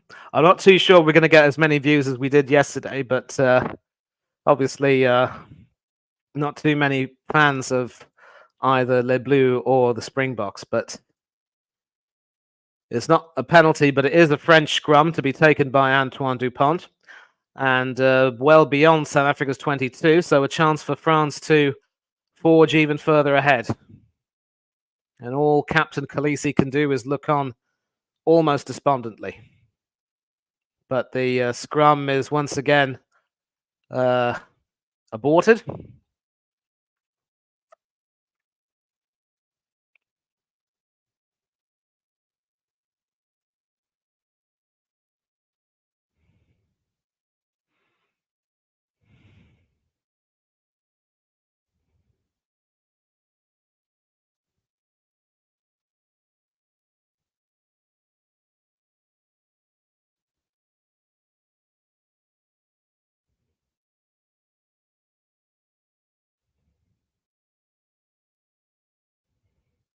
And the scrum goes through. And not quite being released over there. De Klerk trying to come in, but Dupont eventually releases it. And Jalibert there trying to sell a dummy and trying to weave his way through, but stopped in his tracks. Dupont, though, releases it out to Antonio. And not quite dropped there. Movaka doing well to keep that in play. Gail Fiku there being forced back.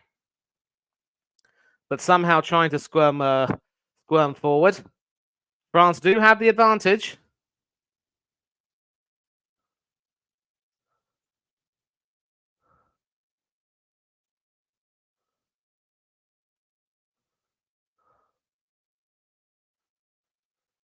And South Africa 3 points behind, have about 27 and a half minutes to save their World Cup campaign. Certainly, France have not been, dominant, as dominant as people would expect. And of course, England will await the winners of this game, as Stepsy has said.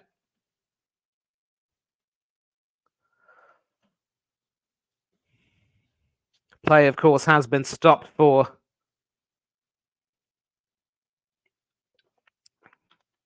what looks like a penalty being awarded. The scrum collapsing there on the French side, not being able to be released, and Jalibert there showing fine poise to pretty much throw the Springboks off their feet. Brilliant piece of play there.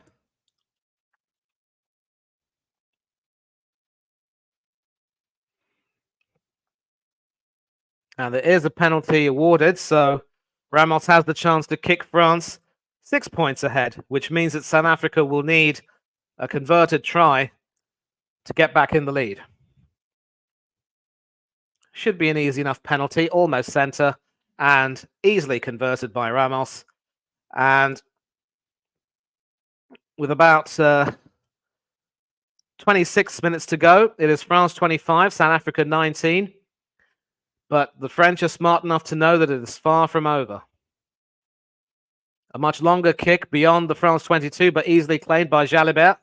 And France are going to try and move out from there.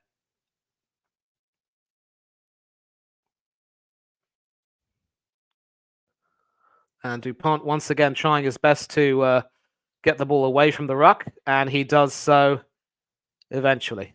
And a huge left foot trying to kick that into touch, and he does quite well. No, he doesn't actually. Yes, he does.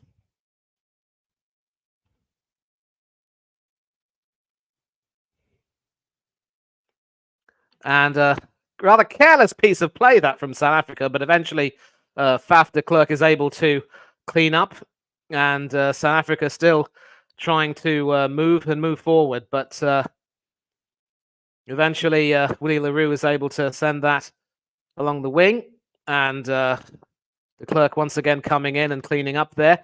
Peter Steph Dutoit, the number 7. Will it be lucky number 7 for South Africa or unlucky this time around? A nice kick high in the air, but I don't see any Springbok coming for that. Actually, there is a Springbok who came for that, and he got it perfectly. And Etzebeth now back on the field and back in the thick of it. LaRue, who replaced Williamse. De Klerk releasing it. And once again, de Klerk very much in the thick of it. And, that is the number 20 there, Quagga Smith. Spelled Kwagga, not Quagga. And not quite releasing it. And the French are able to earn that penalty and earn some respite. And the South Africans don't really like that call, but can't really argue with that. And so 24 minutes to go. It's everything to play for. The South Africans need a try and they need a conversion to get back into the lead. France have somehow managed to hold on, though. They weren't quite able to take advantage of the extra man with Etzebeth off the field for the first 9.5 minutes, but so far they've benefited from some surprising sloppiness from the Springbok substitutes.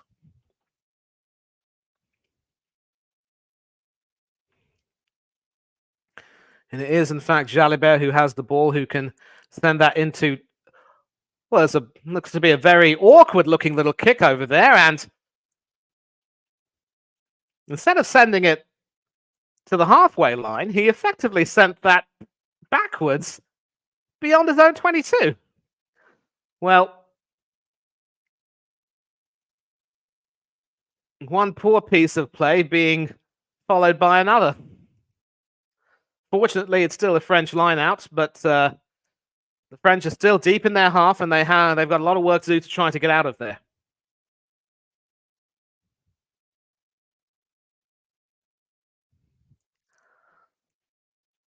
Dupont, once again, has the ball in his hands, and he opts to try and kick that into touch.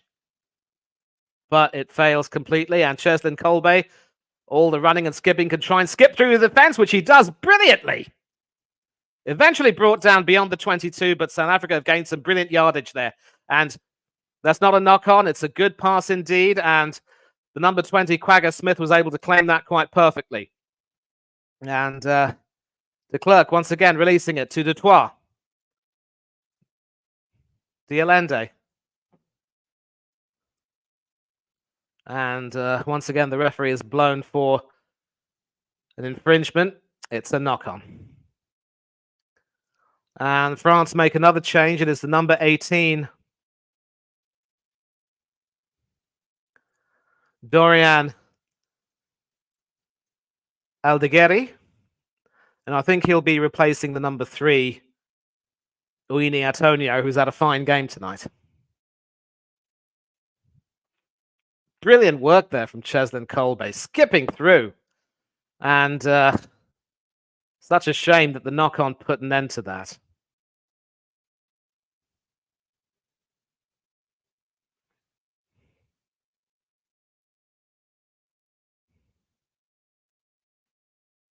Yep.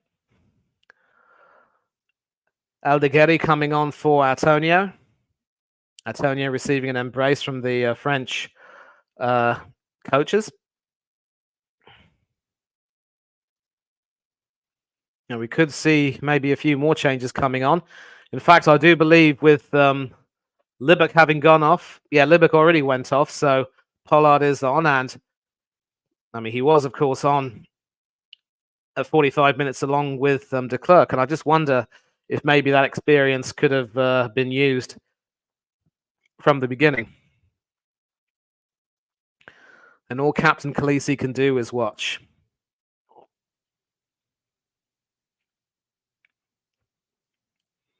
But it's a French scrum with Antoine Dupont having the ball in his hand.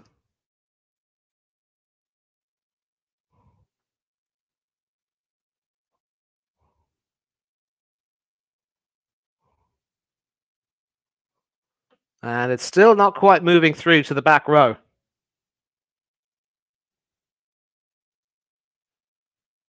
And I wonder if an infringement has been called against France, because it looks as though,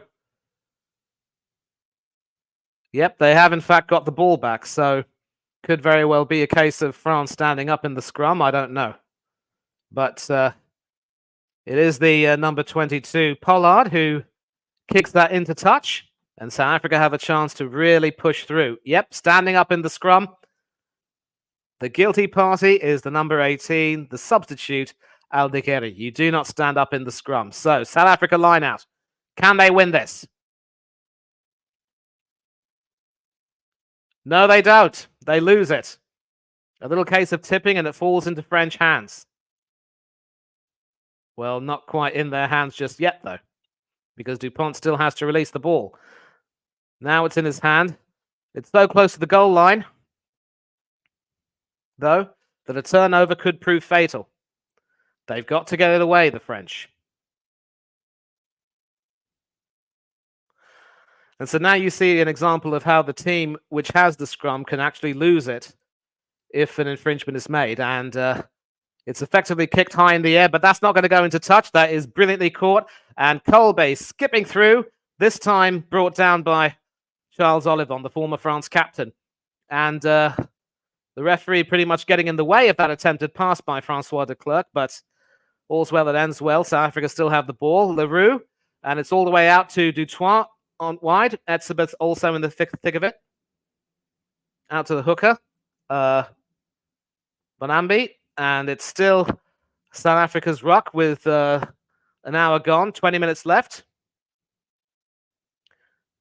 And a knock-on is signalled again. And it's poor handling that's holding South Africa back.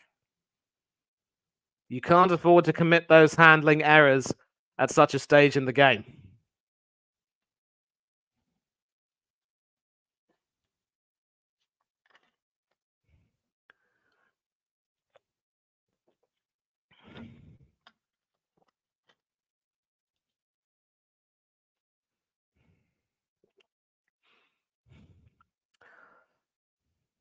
Now, we're already seeing some comments coming in. Worry facing South Africa or France the next game? Well, all we can do is hope that England will somehow manage to raise their game and not be so complacent. But really bruising piece of play there between Dutoit and Penard.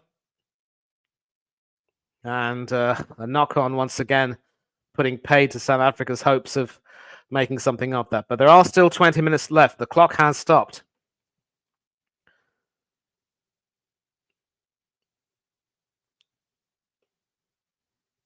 No, actually, that signal means that it was a knock-on, so.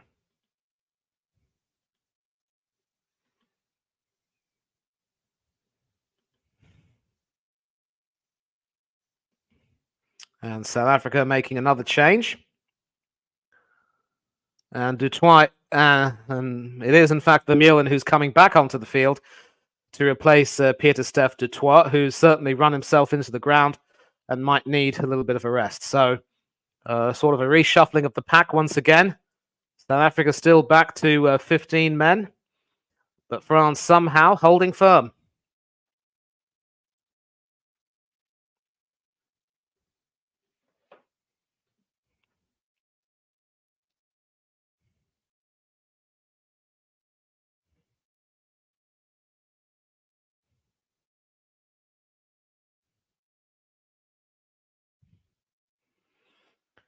It is a France scrum. Antoine Dupont taking charge of it.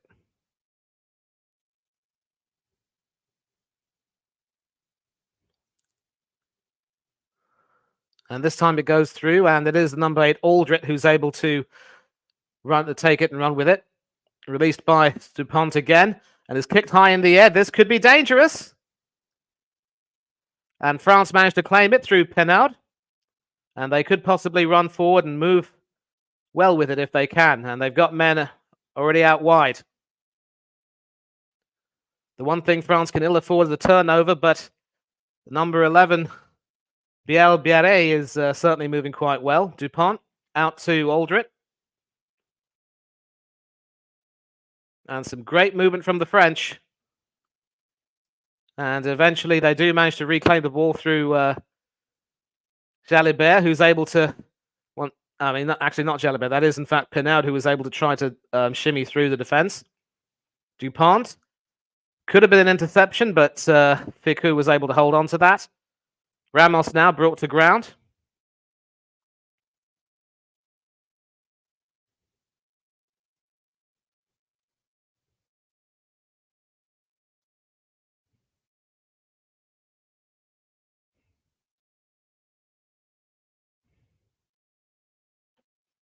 Christophe Olivon, the former captain, brought to ground. And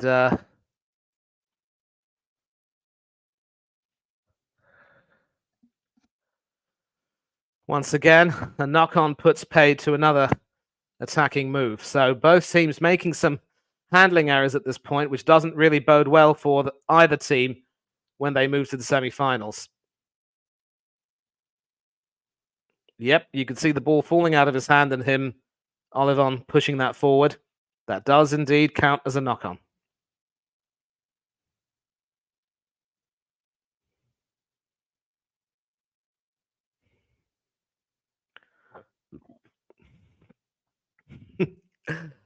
A nice little knock back to his teammate, and Jesse Creel very nearly intercepting that. And another change for South Africa. It is the number 18, Vincent Koch, replacing the number 3, Franz Malherbe. So another front row forward being brought on to try and steady the ship, as it were.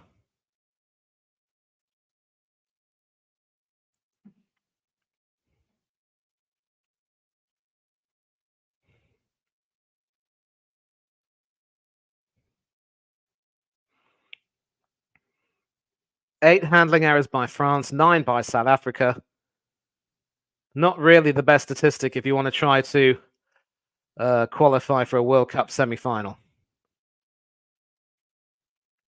So the only constant member of the front row is the number 2, the hooker, Bongeni Bonambi.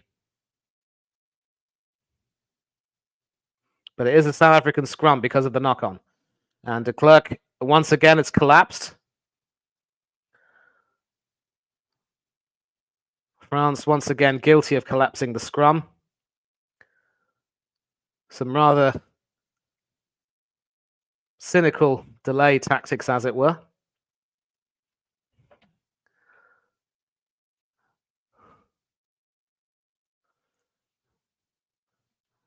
Wardi, the guilty party once again.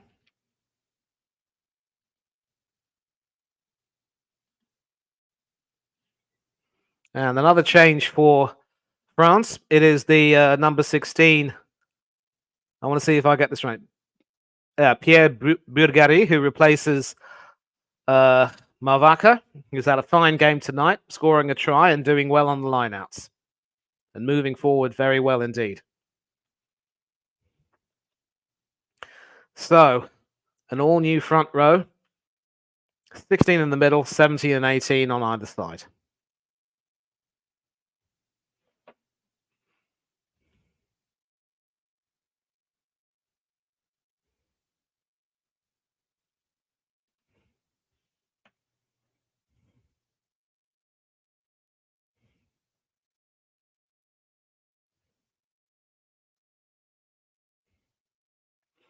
Scrum once again. Holding firm, not collapsing, but moving away.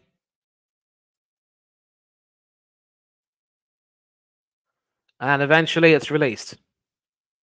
And South Africa now have to try to find a way to move forward, and they do quite brilliantly. Diolende kicking it forward, but there won't be any Springbok running on to get that, and eventually it is Antoine Dupont who's able to get that just in front of the French goal line.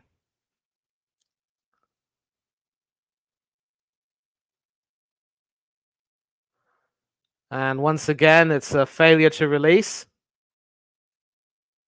So it is a South African penalty.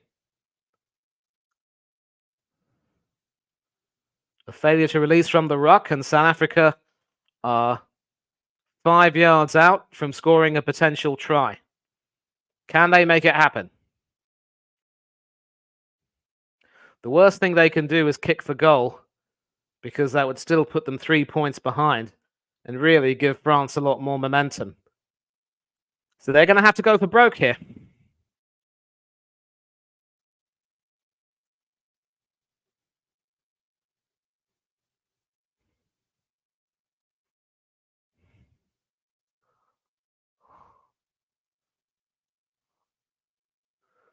And, well, it is an interesting maneuver because they're able to take it forward and they're trying to push forward now. They could possibly drive over for a try. It is with the number 20, Quagga Smith. Not releasing the ball as of yet, but it is moving it back. De Klerk now gets it to... still bodies flying around everywhere. De Klerk releasing it. Etzebeth, the big man, crosses over for a try. Right at the centre. And this is why South Africa needed him back. And they got him back. France 25, South Africa 24. But this kick from Handré Pollard, this conversion, could put South Africa 1 point ahead with the best part of 13 minutes to go. Brilliant movement from de Klerk. Etzebeth powering his way through. Not too far from the centre, and that should result in the easiest of conversions for Handré Pollard. Nails it perfectly, and South Africa are 1 point ahead, and I can just see Hanno with a huge Cheshire Cat grin on his face. But it's still not over. It is not over by any means. What a quality game this has been. If this were a pool game, South Africa would have earned a bonus point.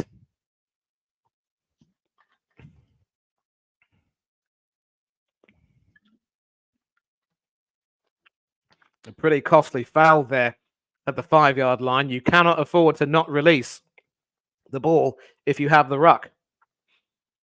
And South Africa took their chance with a touch at the 5-yard line and opted to move forward.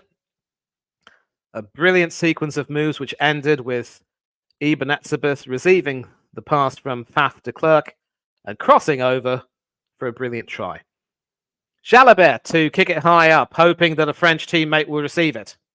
It drops on the ground, and it is, in fact, the French who were able to get it back. And this is important now because they're in the South African half. It's knocked away from them, but they get it back. And the Springboks now have a new lease of life, a second wind. And you can see from the look on Bonambi's face that he is delighted. It's another penalty in favour of South Africa. And it looks as though their experience and rugby now are coming to the fore.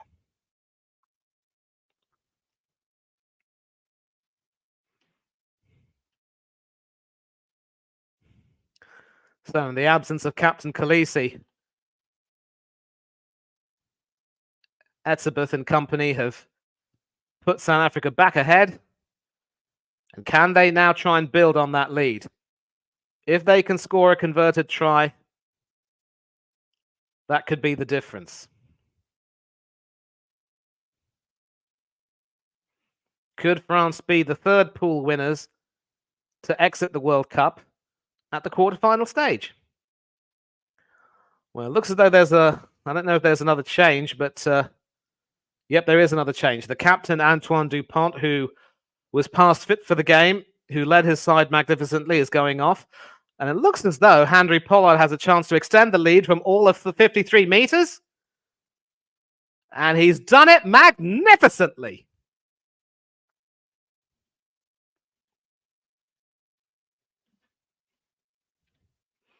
France 25, South Africa 29. And that has put a little bit more daylight between the two teams, but it's still not over. The best part of 10 minutes to go. Brilliantly claimed by Dwayne Vermeulen. But France are still pushing hard, hoping for a turnover. Do they get it? No, they don't. It's still with South Africa. And Gregory Aldrit has gone off to be replaced by the number 21, Sekou Makalu. Beyond the halfway line, but claimed by France. Ramos now has to try and run at the South African defence. He does so, but he's brought to ground. And, well, Dupont hasn't gone off yet. He's still very much on the field, still orchestrating things. So I do apologise for that. He would have been replaced, of course, by... It is, in fact, Makalu, the backup scrum half, who's replaced Aldrit, but Dupont is still on the field, so the captain is still very much conducting everything. And 10 minutes to go. I think the France captain has decided that he's got to stay on the field to try and see it through. A brilliant kick, but will that be brilliantly claimed by Jalibert? But he's brought to ground by Jesse Creel. And South Africa need a turnover. Otherwise, they could be in trouble. We're into the 7th phase of the ruck.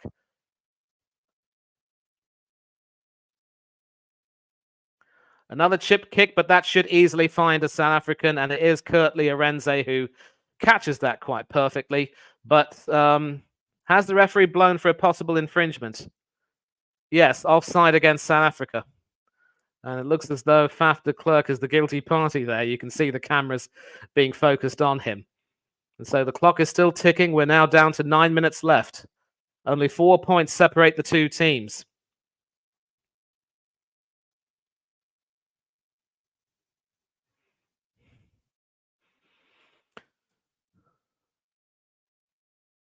A brilliantly weighted kick, well claimed by Jalibert. Thomas Ramos there, timing it to perfection. Absolutely beautiful stuff. But the Springbok defense once again holding firm. And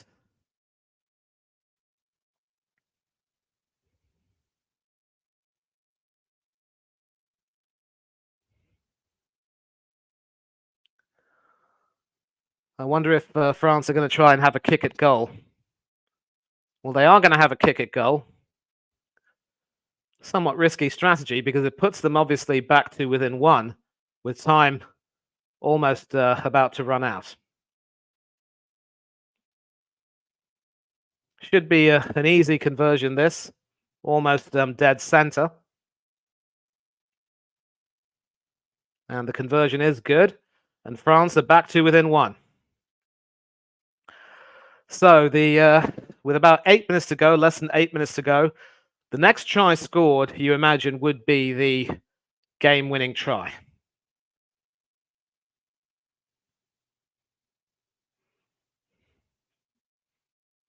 What a classic match this has been. And Jalibert's run his race. He's going to be replaced by the number 23, Yoram Falater Mafana, for the last 8 minutes or so. A deep kick beyond the 22, but easily claimed by France, and they have a ruck. They've got to try and release it this time. If they don't release it, they're asking for trouble. This time they do manage to release it.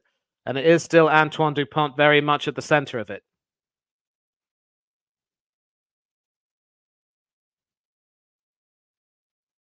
Dupont opts to kick that into touch.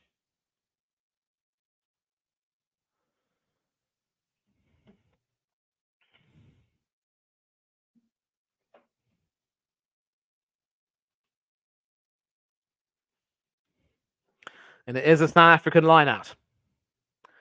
So Faf de Klerk speaking to Monambi. He's got to get this line out perfectly. They're in the France half. This is their chance to try to win this line out and drive home the advantage. And it is brilliantly claimed by the number 19, Sneeman.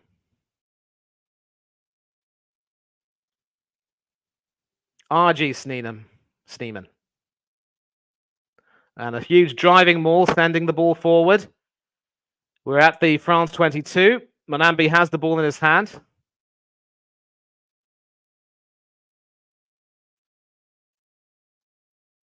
And it is well released.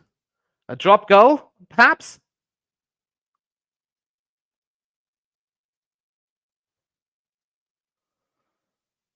Well, it wasn't quite a drop goal. I think Kolbe was trying to find a... It was actually an attempt at a drop goal, but it was just wide of the upright, and so France can clear their lines.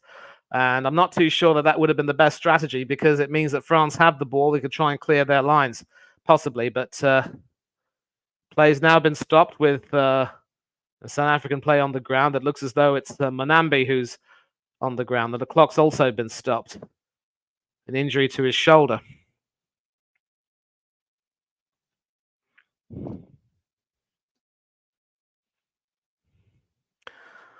And South Africa have used all their substitutes.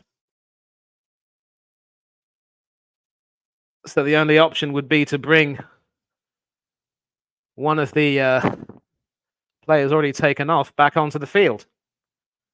And that was a really painful piece of play. Obviously, Kolbe was trying to go for a drop goal, and it was just wide. And you can see that Khaleesi is not really happy with those developments, urging his team on. 6 minutes to go. The next try will win it. You just imagine.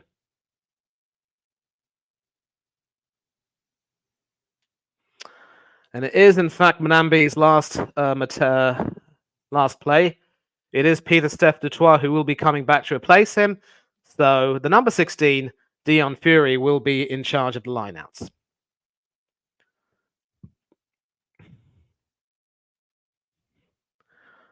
And, well, instead of being a lineout after Ramos kicked that into touch, play's been brought back into the middle. It looks as though it could very well be a South African scrum. And it is a South African scrum. So credit to South Africa for wresting back a lot of the momentum. With 5 minutes to go, they are at the South African 22. And if they're able to make this move work and they score a try, they go on to win this.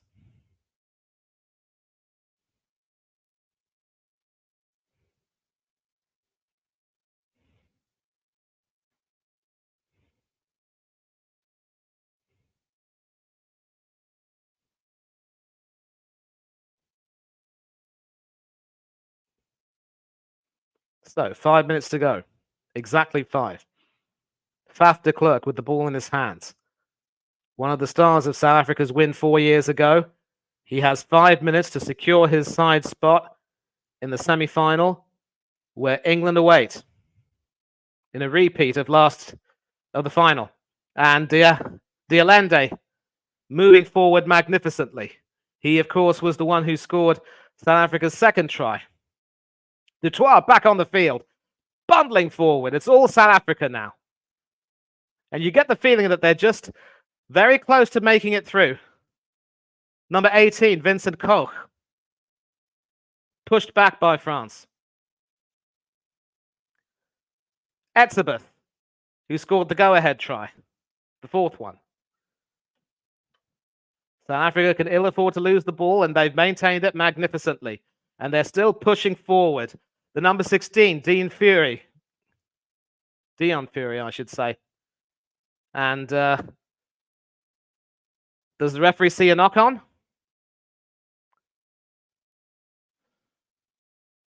Well, you can see the frustration there among the French. I believe the penalty has been awarded in France's favour, and that does not please the Springboks one bit.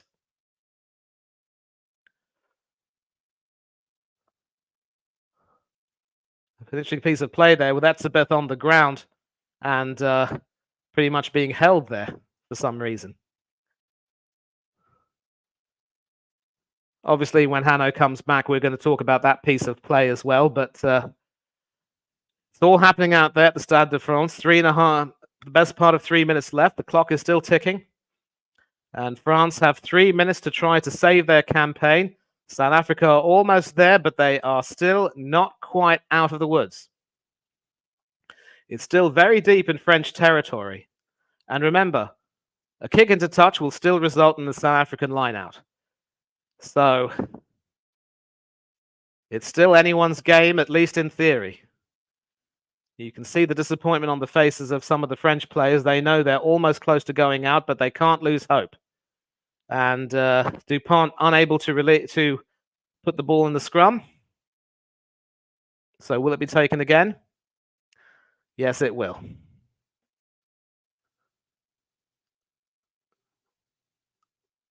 And the clock's been stopped.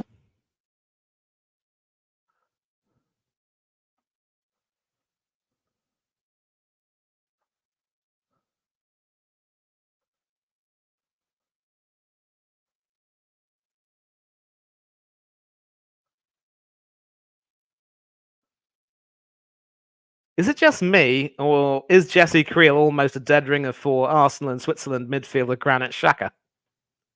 I know Hanno's really not going to like me saying that, but I had to. Once again, the scrum is collapsed.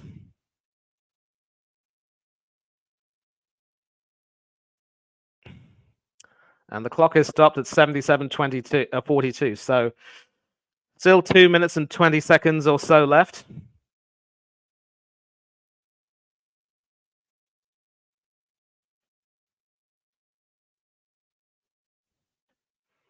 South Africa having the slenderest of leads.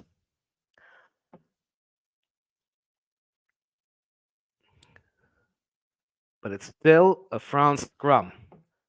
And South Africa obviously doing their bit to try and make sure that the scrum is delayed.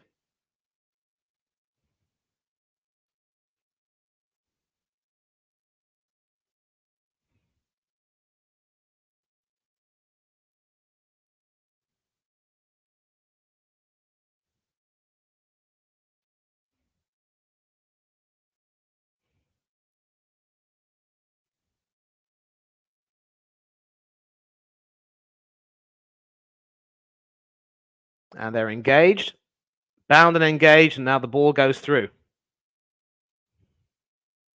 And finally, it's released. Still deep in the France half.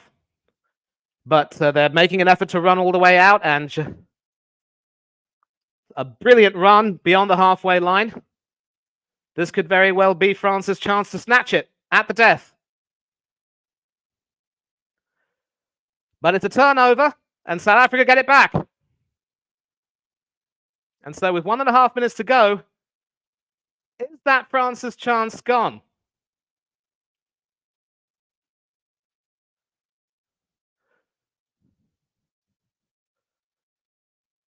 The seconds are ticking away, and South Africa can ill afford a mistake. They can ill afford to concede a turnover of their own. France very nearly had it. And you can see Vincent Koch over there, the replacement tight head prop being pushed right in. Still not quite released yet, but de Klerk has it in his hands. And he opts to kick it high, releasing some pressure, but that should be claimed by France. And it is Ramos, in fact, who claims it. And now they've got to try to run for it. 50 seconds to go. France's World Cup is on the line. De Klerk appealing for a penalty, but the referee saying nothing doing. It is all happening out there. These last 40 seconds will decide the fate of this semi-final. Edge of your seat stuff. Squeaky backside time, as we say in football. And it is the French number 21, Sekou Makalu, who tried to move forward. But the Springbok defense holding firm. 20 seconds to go now, though. You think that one is reminded, of course, of the last passage of play in yesterday's game where Ireland had a 37-phase ruck, which was eventually stopped in its tracks. Can South Africa hold firm the way New Zealand did? We are now past the 80-minute mark.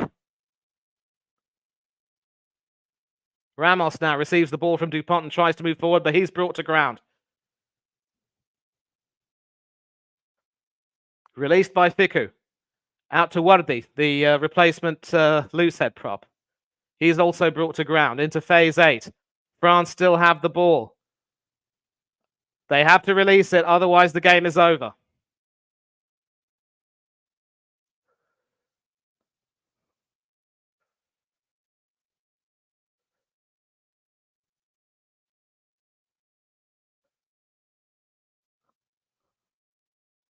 And it's still happening out there. It is Reda trying to move forward. He's bulldozed his way, but if South Africa can claim the ball, kick it into touch. Yes, they do. And the match is as good as over. What a game. What a brilliant game. I forgot to change it from halftime to second half, but I can now officially call it full time. France 28, South Africa 29.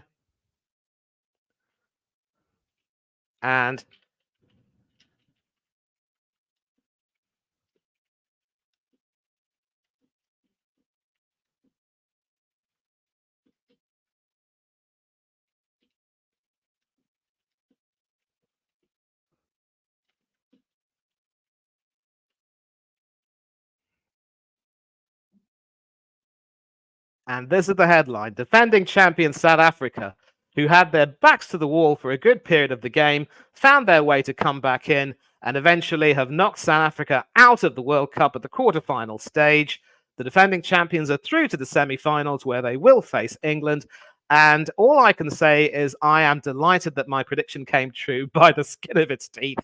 It was a case of rugby now's an experience, outlasting the youthful exuberance of the French team, who have impressed and delighted many followers with their brand of rugby. And, it was a game for the ages. These two quarterfinals, which I've had the pleasure of commentating on, have been absolute treats. The world number one being beaten by the three-time champions. The other three-time champions and defending champions knocking out the hosts. The four best teams in the tournament meeting each other at the quarterfinal stage. Utter sacrilege, but we've got our semi-final lineup. The All Blacks to face the Pumas. The Springboks to face the Red Roses of England.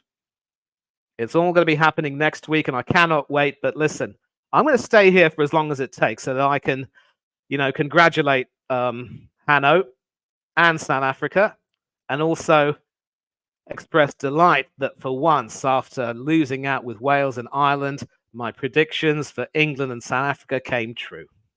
And Hanno's still pretty much on the Instagram chat from the looks of it, soaking everything up. I think I just don't know if he's going to be let go by his family after the celebrations to come back on his PC, but there's no way that we're ending the stream without having him come on and pretty much lord it up.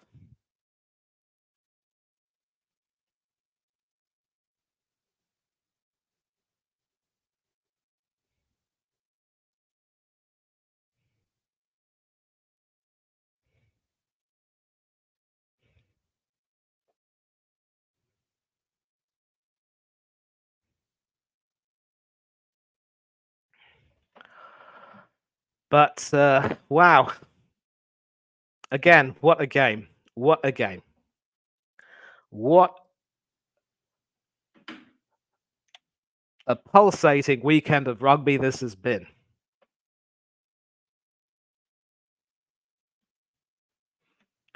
And of course, this is the headline.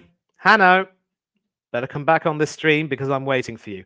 And obviously, we haven't had too many people joining in. As I said, we probably don't have too many people who are fans of either Les Bleus or the Springboks, but this has quite simply been another top quality game. And I'm really, really glad that I was able to bring it to you this time around as well. We had 2.1k views for the Ireland-New Zealand game. And I wonder how many views we're going to get for this one. Maybe not as much, but it's been just wonderful being able to bring you coverage of the tournament. I'm still waiting for Hanno to come on. I just wonder if he'll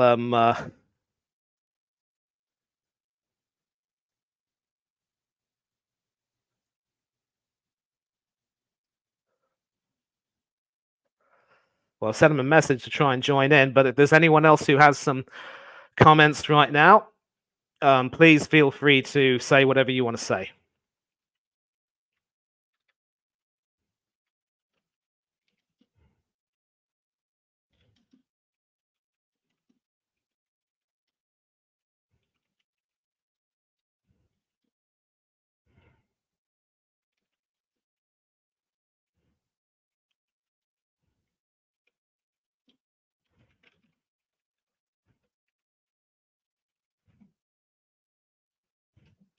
And this is, of course, confirmation of the semi-finals. The All Blacks have a chance to make another World Cup final, but they're coming up against an Argentinian team that are definitely no pushovers. And the Springboks, in a repeat of the last final, the 2019 final rather, will be playing against England, who certainly have revenge on their minds. Now, I'm just going to have to, stop the camera. I will be back in about 60 seconds.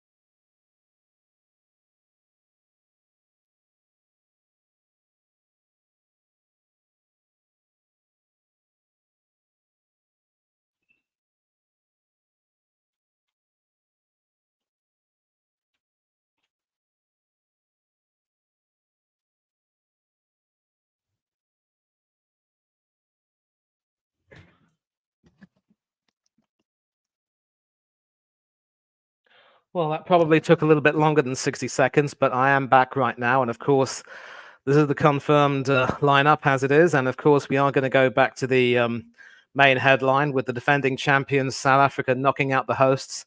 And they will, of course, face England in the semi-finals. And the significance of this victory is that 3 of the 4 pool winners have been knocked out of the quarterfinal stages. And it could very easily have been all 4 pool winners knocked out, only for Owen Farrell to effectively save England's blushes against a magnificent Fiji team who were good value for qualifying for the quarters, beating Eddie Jones's Australia and consigning them to the humiliation of a group stage exit. And of course, 28-29, France certainly gave it their all. They certainly had a lot of energy, a lot of verve about their play, but they're going to look back at some of the handling errors they made and the crucial mistakes at the big moments and say, those mistakes cost them very, very dearly. And it's going to be hard to pick who could be South Africa's most outstanding player because several of the more experienced players and the star players really came to the fore. I was definitely impressed by Etzebeth coming back in. Of course, it's funny, really, that Aaron Smith being sent to the sin bin for New Zealand yesterday pretty much seemed to galvanize him to come back and play even better. It proved to be the same with Etzebeth. He, of course, had an early try-saving intervention, which prevented France from going 2 tries ahead, and then scored the go-ahead try with about 13 or so minutes left. And what followed, of course, was South Africa's attempts to try to ram home the advantage, but when they weren't quite able to get it, it was a question of holding France off long enough to try and just secure the win. And it effectively fell to Kurt Lee Arenza to gather that ball from that multi-phase ruck and kick it into touch and end the game and send the French home in tears. So Wales, Ireland, Fiji, and France going out at the quarterfinal stage. The last dance for France, but the Springboks dance on. And we've got plenty of comments now. I'm going to come in. But before we read the comments, of course,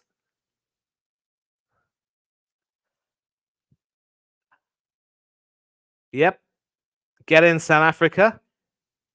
That says it all. Eben Etzebeth. And I forgot to change it. I do apologize for that. I was just so engrossed in the game, but hopefully people didn't quite mind it. And Aaron in the chat saying we could see a South Africa New Zealand final. That could be a final for the ages. Of course, South Africa did thrash New Zealand before the tournament even started. So New Zealand were having several problems. But it is, of course, wonderful to see that highly experienced team going. Going through a resurgence and then qualifying for the semi-finals. They should probably have enough to beat an Argentinian team who took advantage of a lot of Welsh inexperience and naivety, it has to be said.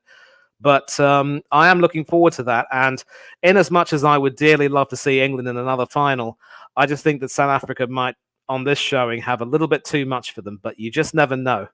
Sport is cruel. Sport, it can be funny. And you just don't expect things to go the way they do. Great win for South Africa, and Hanno should be joining in a few minutes. Au revoir, France. Definitely a great game. And of course, he is happy. Daz, good to see you in the chat, mate. What time will the semi-final kick off next Saturday? I would understand that it would be kicking off around about at the same time, 8 p.m. UK. I will just confirm that for you. And because, I mean, obviously it's going to be important to try to take advantage of the prime time television audience. Let's find out when the semi-finals are. The first semi-final I can confirm will be on Friday, the 20th of October. And that is, of course, at 8 o'clock UK time between Argentina and New Zealand. The second semi-final will be on Saturday between England and, of course, South Africa, with the third and fourth place playoff and the final to take place next week. And of course, I'll just go through the comments and then come to Hanno. Yep. Big up Daz, big up everyone. A new person, Mohammed Abu Zaid. Good to have you on in the chat. England are lucky to be there due to bad refereeing. Colby is his choice for man of the match, and certainly a good shout. Certainly his runs and his skips were a really big factor, and he did score, I believe, South Africa's third try. But for me, of course, it would have to be Etzebeth, because with Sia Khaleesi off and Etzebeth back on, he probably had a huge role to play in terms of leading the team and driving them forward. And this, of course, segues into Mr. Trollip. How's it, Bert? You must be feeling over the moon. Alele blue, no more. Alele blue, no more. And how happy are you that my prediction came true tonight? I am so disappointed I have school tomorrow. So disappointed. So disappointed tomorrow's a work day. What a game! What a game! Right. Yeah. So quickly, I mean, obviously there is a vote from Mohammed Abu Zaid saying that Cheslin Colby should be man of the match today, but there is a school of thought which says that Etzebeth should get it, at least from my side, because even though he was sin-binned, he came back on, and if anything, started to have even more of an influence on the game as it went on. Obviously, the Clerk and Pollard had exerted their influence after a shaky start, but who do you think was the standout player for the Springboks today? It's so tough to call, because even the subs made a big difference. Quokka Smith and Dion Fourie came on, changed the game. And it's so hard to call a man of the match. I think everyone except probably no,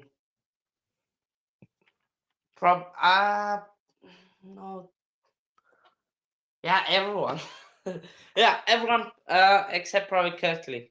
Orange, because he was quiet, but then again he did score our first try, so tough one to And look, hold. and he was the one who ended it, of course. He claimed the ball and just kicked that Yeah, right into touch, didn't he? yeah. I was Yeah. scared at the point that it would the kick would it yeah landed, but what a run! And I Absolutely. gotta agree with Aaron. It's it's all black Springbok final. Gotta be Yep. all black Springbok final because I don't see Argentina beating the All Blacks after that big massive win. They got and if England dare to think they can beat us, then they have mistaken. Because they couldn't even beat a side that lost to Portugal. They barely beaten them. They needed two kicks to the post inside the last 8 minutes. Nah, man. So New Zealand South Africa final. I don't know who wins that. um, that Well, one is the smart money could probably would have been at the time on South Africa, given how you lot ripped them a new one before the tournament. But since then, the All Blacks have come back and come back stronger, and the black suits are coming for the Springboks. But there is one question I want to ask you. There was actually a passage of play near the end when South Africa were trying to ram home their advantage. I do believe from the ruck. Francois de Klerk had the ball and he released it, and I believe it hit one of the. I think he threw it against one of the French players who apparently was holding Etzebeth on the ground. For some reason, South Africa were penalised. I'm sure you saw that passage of play. What the hell was it? What was that all about? the thing is, I think we were trying to milk the penalty. Faf said Pollard was behind the guy that they passed the ball into, but unfortunately the ref said no. Pollard was more to the side, so he did it on purpose almost. So yeah, Aaron will probably do another cricket show on Tuesday. Um, yeah, Tuesday. It will probably Tuesday. Yeah, Tuesday night after the what Aussie South Africa one. Tuesday night we'll do that one. A cricket show then. But yeah, and I'm lost for words. Every single guy on that should put in their heart, and um, but everyone watching, if you don't like this content, then I don't know what. Well, you've got me celebrating. You've got the best commentator in the business, alongside Sani, giving you the match. I don't know what you else need.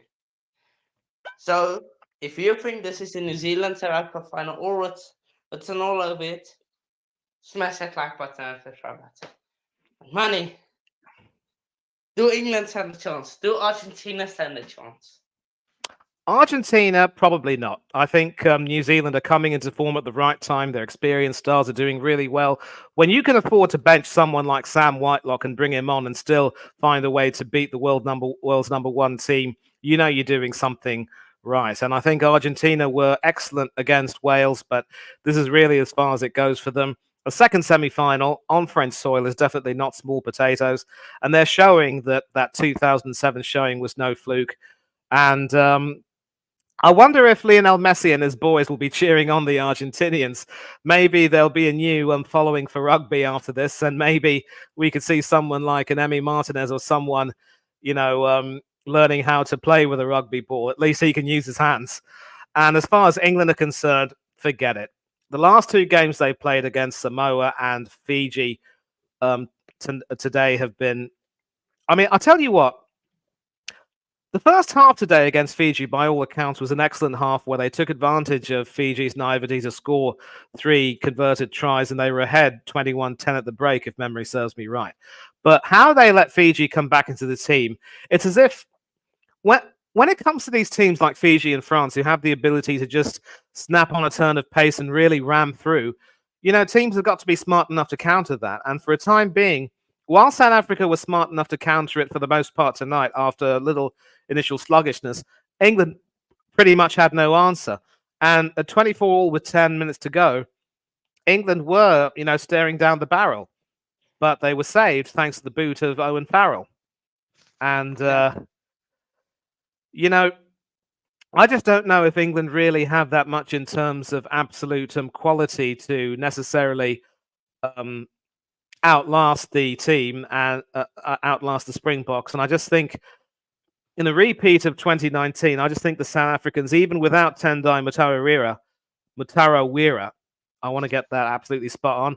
I think you got an excellent front row, quite experienced, and I would say though that you can ill afford to start Mani Libbok in the semi-final. I just think Pollard really has that X factor, which really makes things happen, and it's a tougher call between Francois de Klerk and um, And Reinach, yeah. Reinach. Yeah, it's going to be a tougher call between de Klerk and Reinach. De I think, Klerk, when he came on, he started to look a little bit sloppy, but then he settled down and he ended up being a lot more yeah. I magisterial. think, But it could be a tough call. I think Pollard and Faf gives us more structure, where Lebok and Reinach speeds up the game more fast, which makes it a bit more loose, which could favor any other team. But look, we have done it. I don't know if New Zealand are favorites. I don't know if we are favorites. If we do progress to the semi to the final, of course, New Zealand got knocked out by England 4 years ago in the semi final when nobody expected it. There's I'll probably go Farrell because he has that know-how. And Smith at fullback could is something that I think they should do, but yeah, we'll get into that later on. And of course, there's football also next week. The team, Yeah. next weekend is Yeah, just be Daz, long. I completely agree with Hanno. Obviously, Farrell coming back into the team has obviously lent that great deal of the quality and experience needed. And I wouldn't even consider comparing Farrell to Jonathan Wilkinson, who was absolutely legendary. But Farrell is right up there as one of England's all-time greats, no doubt about it. And I'm especially happy for the likes of Danny Kerr and Ben Youngs who are in the squad. Youngs, of course, hasn't played very much, but Danny Kerr obviously has, come Yeah, on, and he actually was the difference between victory and defeat for England against Samoa. But this question, easy. Farrell, Ford, Smith, you've got that axis of three. And I wouldn't make too many changes as well to this particular team either, but it's good to know that when you can bring on the likes of Joe Marler and a few others off the bench, Dan Coles as well, you know, in terms of our front row, we're also quite strong. Maybe not necessarily as strong, I think, as the Springboks. I think the Springboks are marginally, stronger, heavier, and a lot more powerful. But I want to ask you as well. What surprised me was the French front row, how they moved brilliantly with the ball, and in fact, yeah. their three tries were scored by the loose head prop and the hooker. And I was talking about Christian Califano, who a lot of our older fans will remember. But how impressed were you with the French front row? I think they had you in all sorts of trouble at sometimes.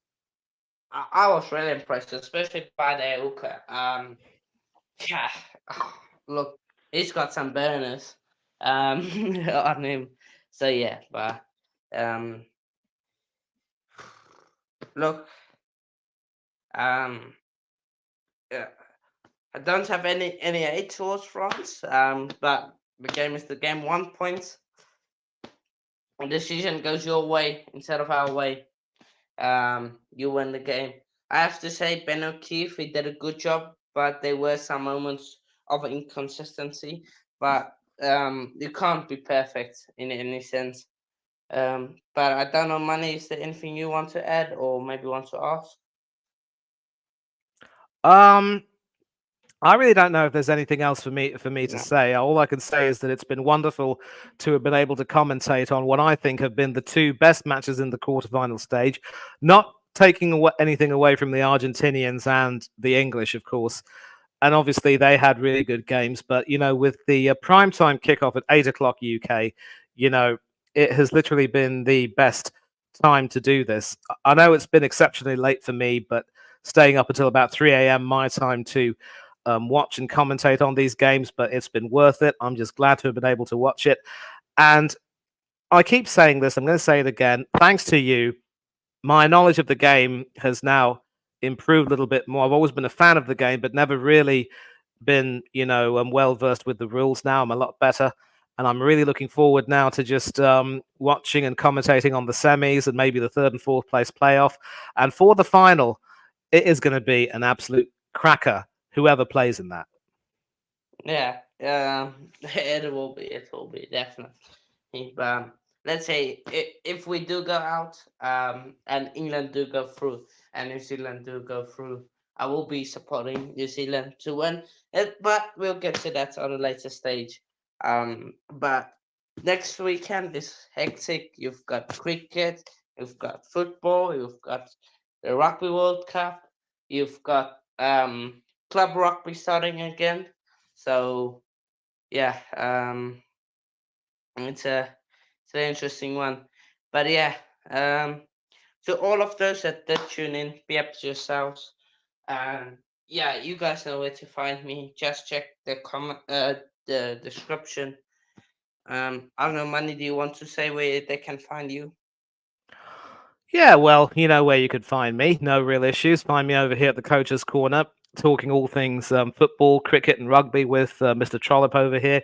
Also, catch me on other channels: Del Boy Gunner TV, Oris Talks Football, Tony Claude Gunner TV, Danny AFC TV, Up the Cherries in all departments, Football United TV, um, Eugene Spurs Asia TV, AFC Talk Show TV, the Southern Gooner.